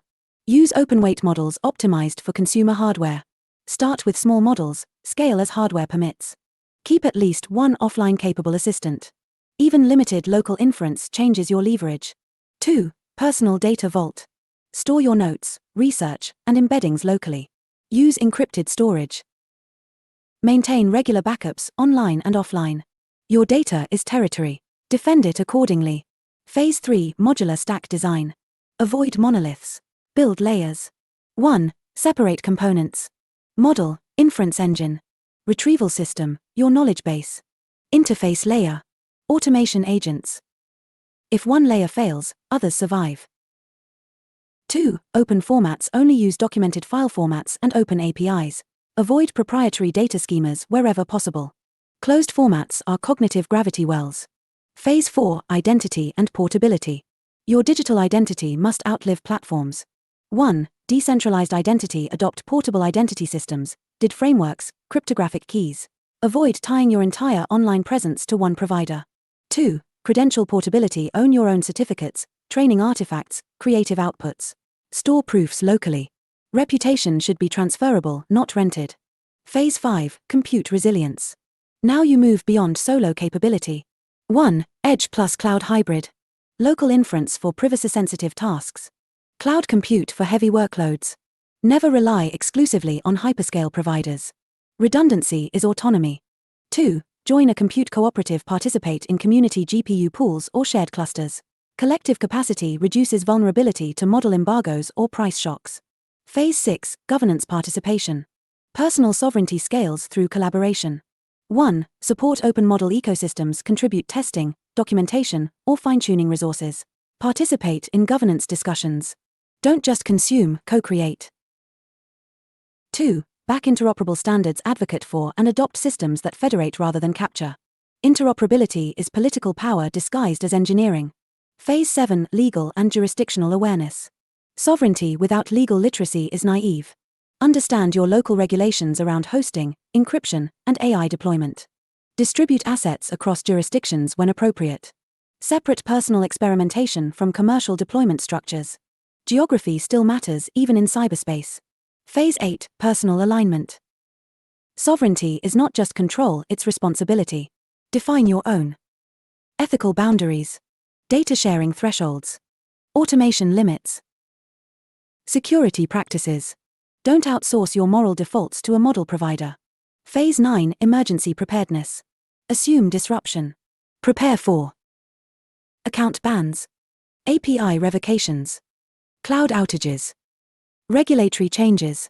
Maintain offline model backups, exported conversation histories, redundant authentication methods. If the lights go out, your cognition should not. Phase X. Continuous evolution. Sovereign AI is not static. Upgrade hardware over time. Experiment with new open models. Rotate encryption keys. Reassess dependencies annually. Stagnation is quiet recapture. What personal sovereign AI is not? It is not isolation. It is not paranoia. It is not rejecting all centralized services. It is reducing asymmetry. You may still use corporate APIs. You may still comply with state law.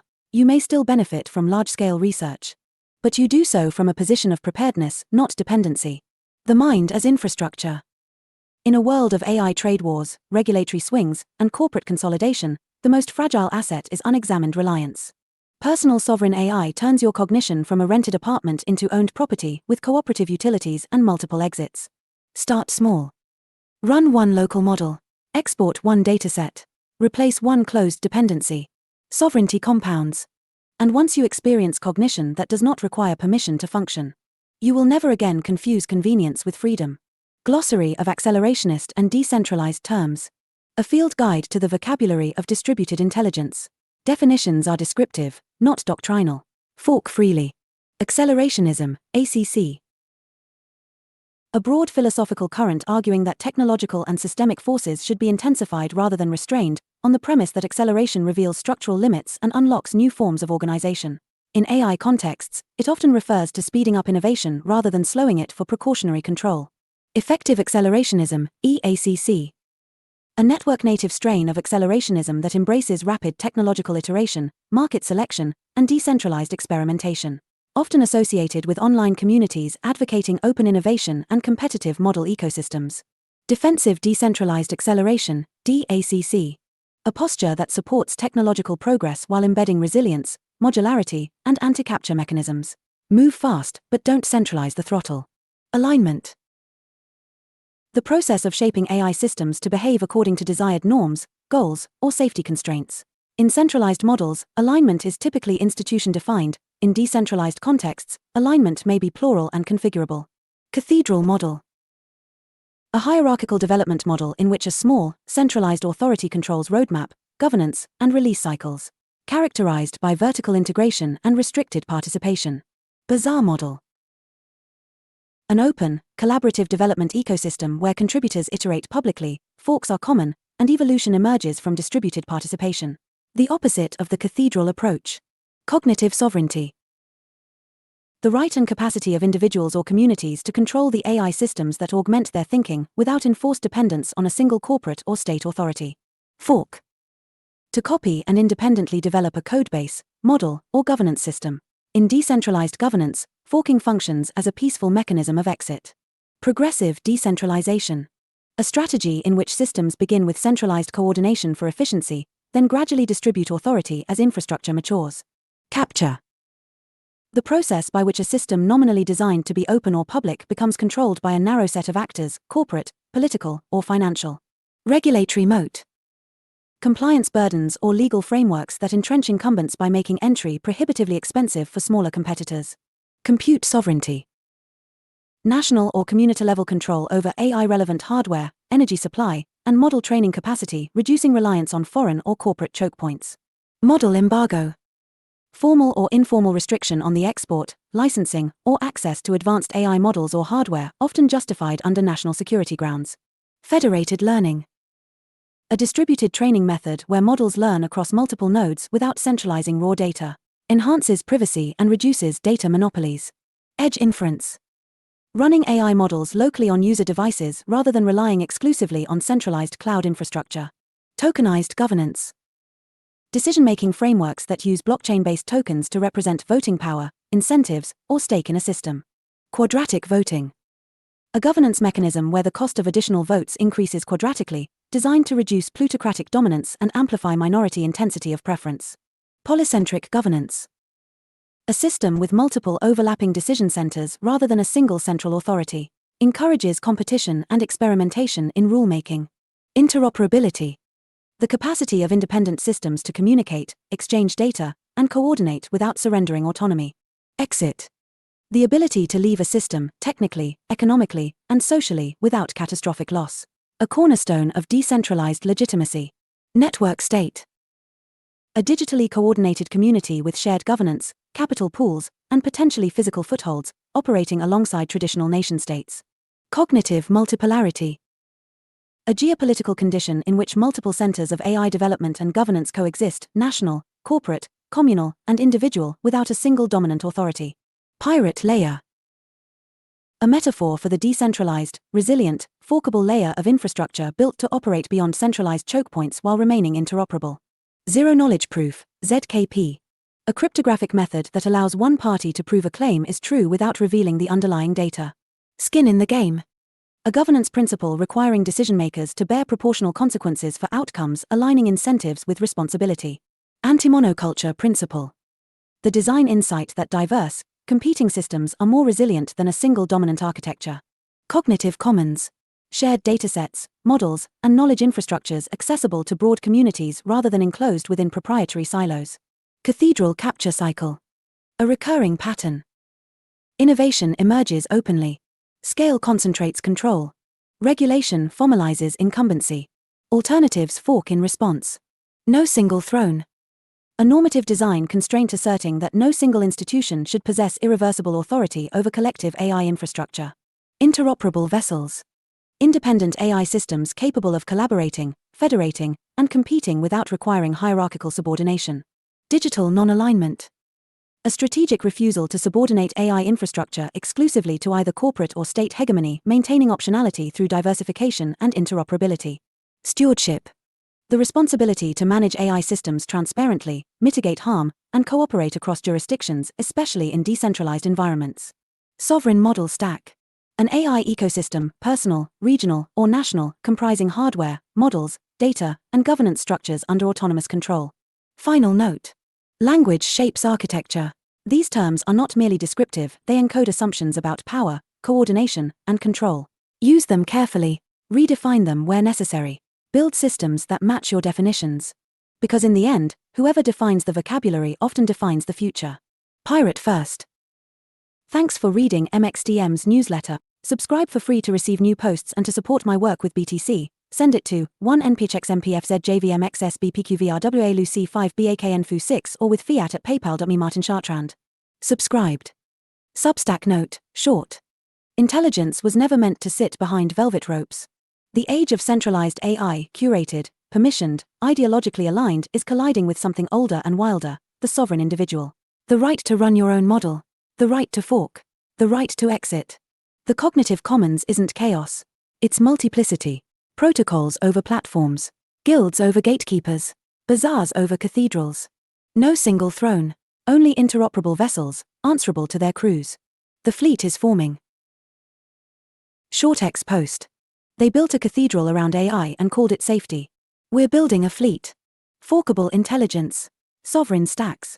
Protocols platforms. No single throne. Only interoperable vessels.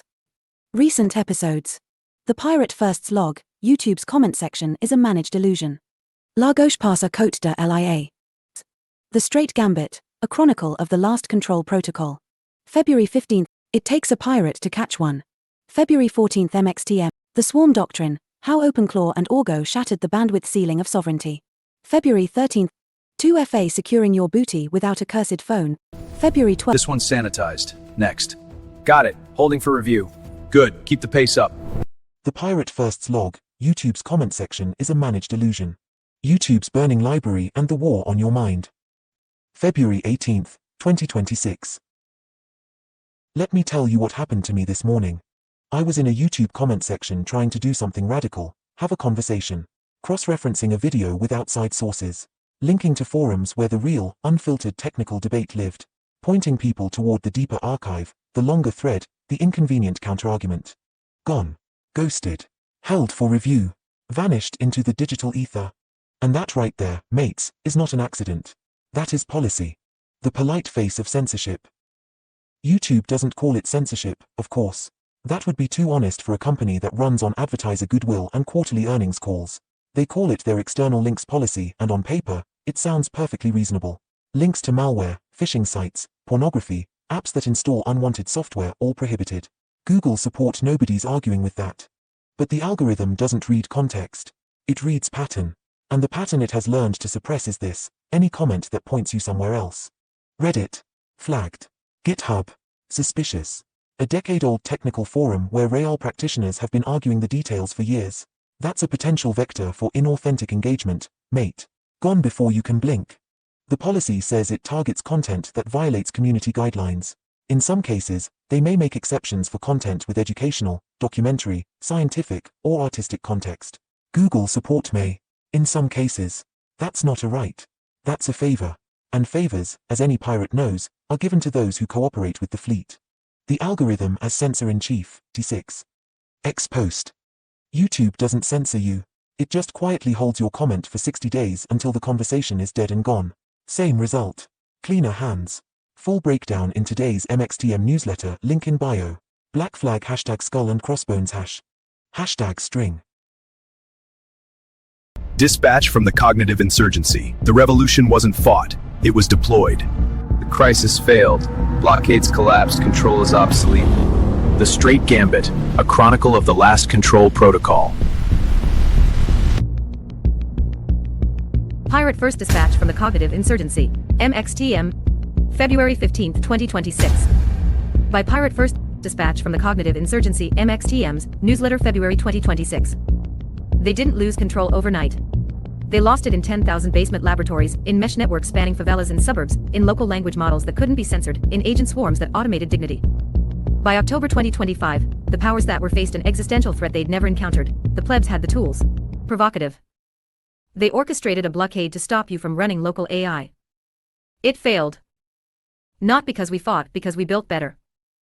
The Straight Gambit, when manufactured scarcity met distributed competence.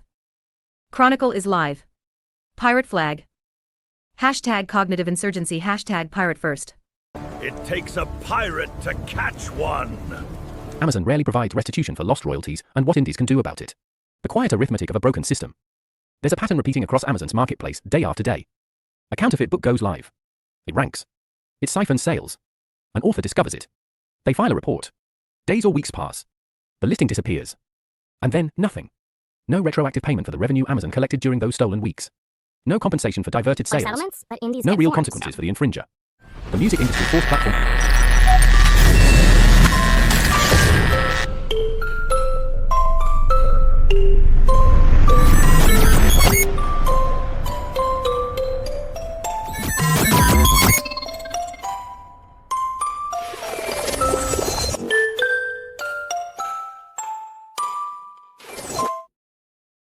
Hash cognitive commons, hash sovereign AI, hash decentralization, hash DAC, hash e, hash open source, hash digital sovereignty, hash permissionless innovation, hash techno-libertarian, hash network states, hash exit over voice, hash fork the future, hash build in public, hash edge compute, hash federated AI, hash token governance, hash crypto governance, hash multipolar world, hash anti-hegemony, hash buzzer not cathedral, hash run your own node, hash AI commons, hash compute is power, hash protocol politics, hash future of governance. https://chatgpt.com/share/6997667a siege 3b7 siege 8000 chate c21 chate d289 dd64b1e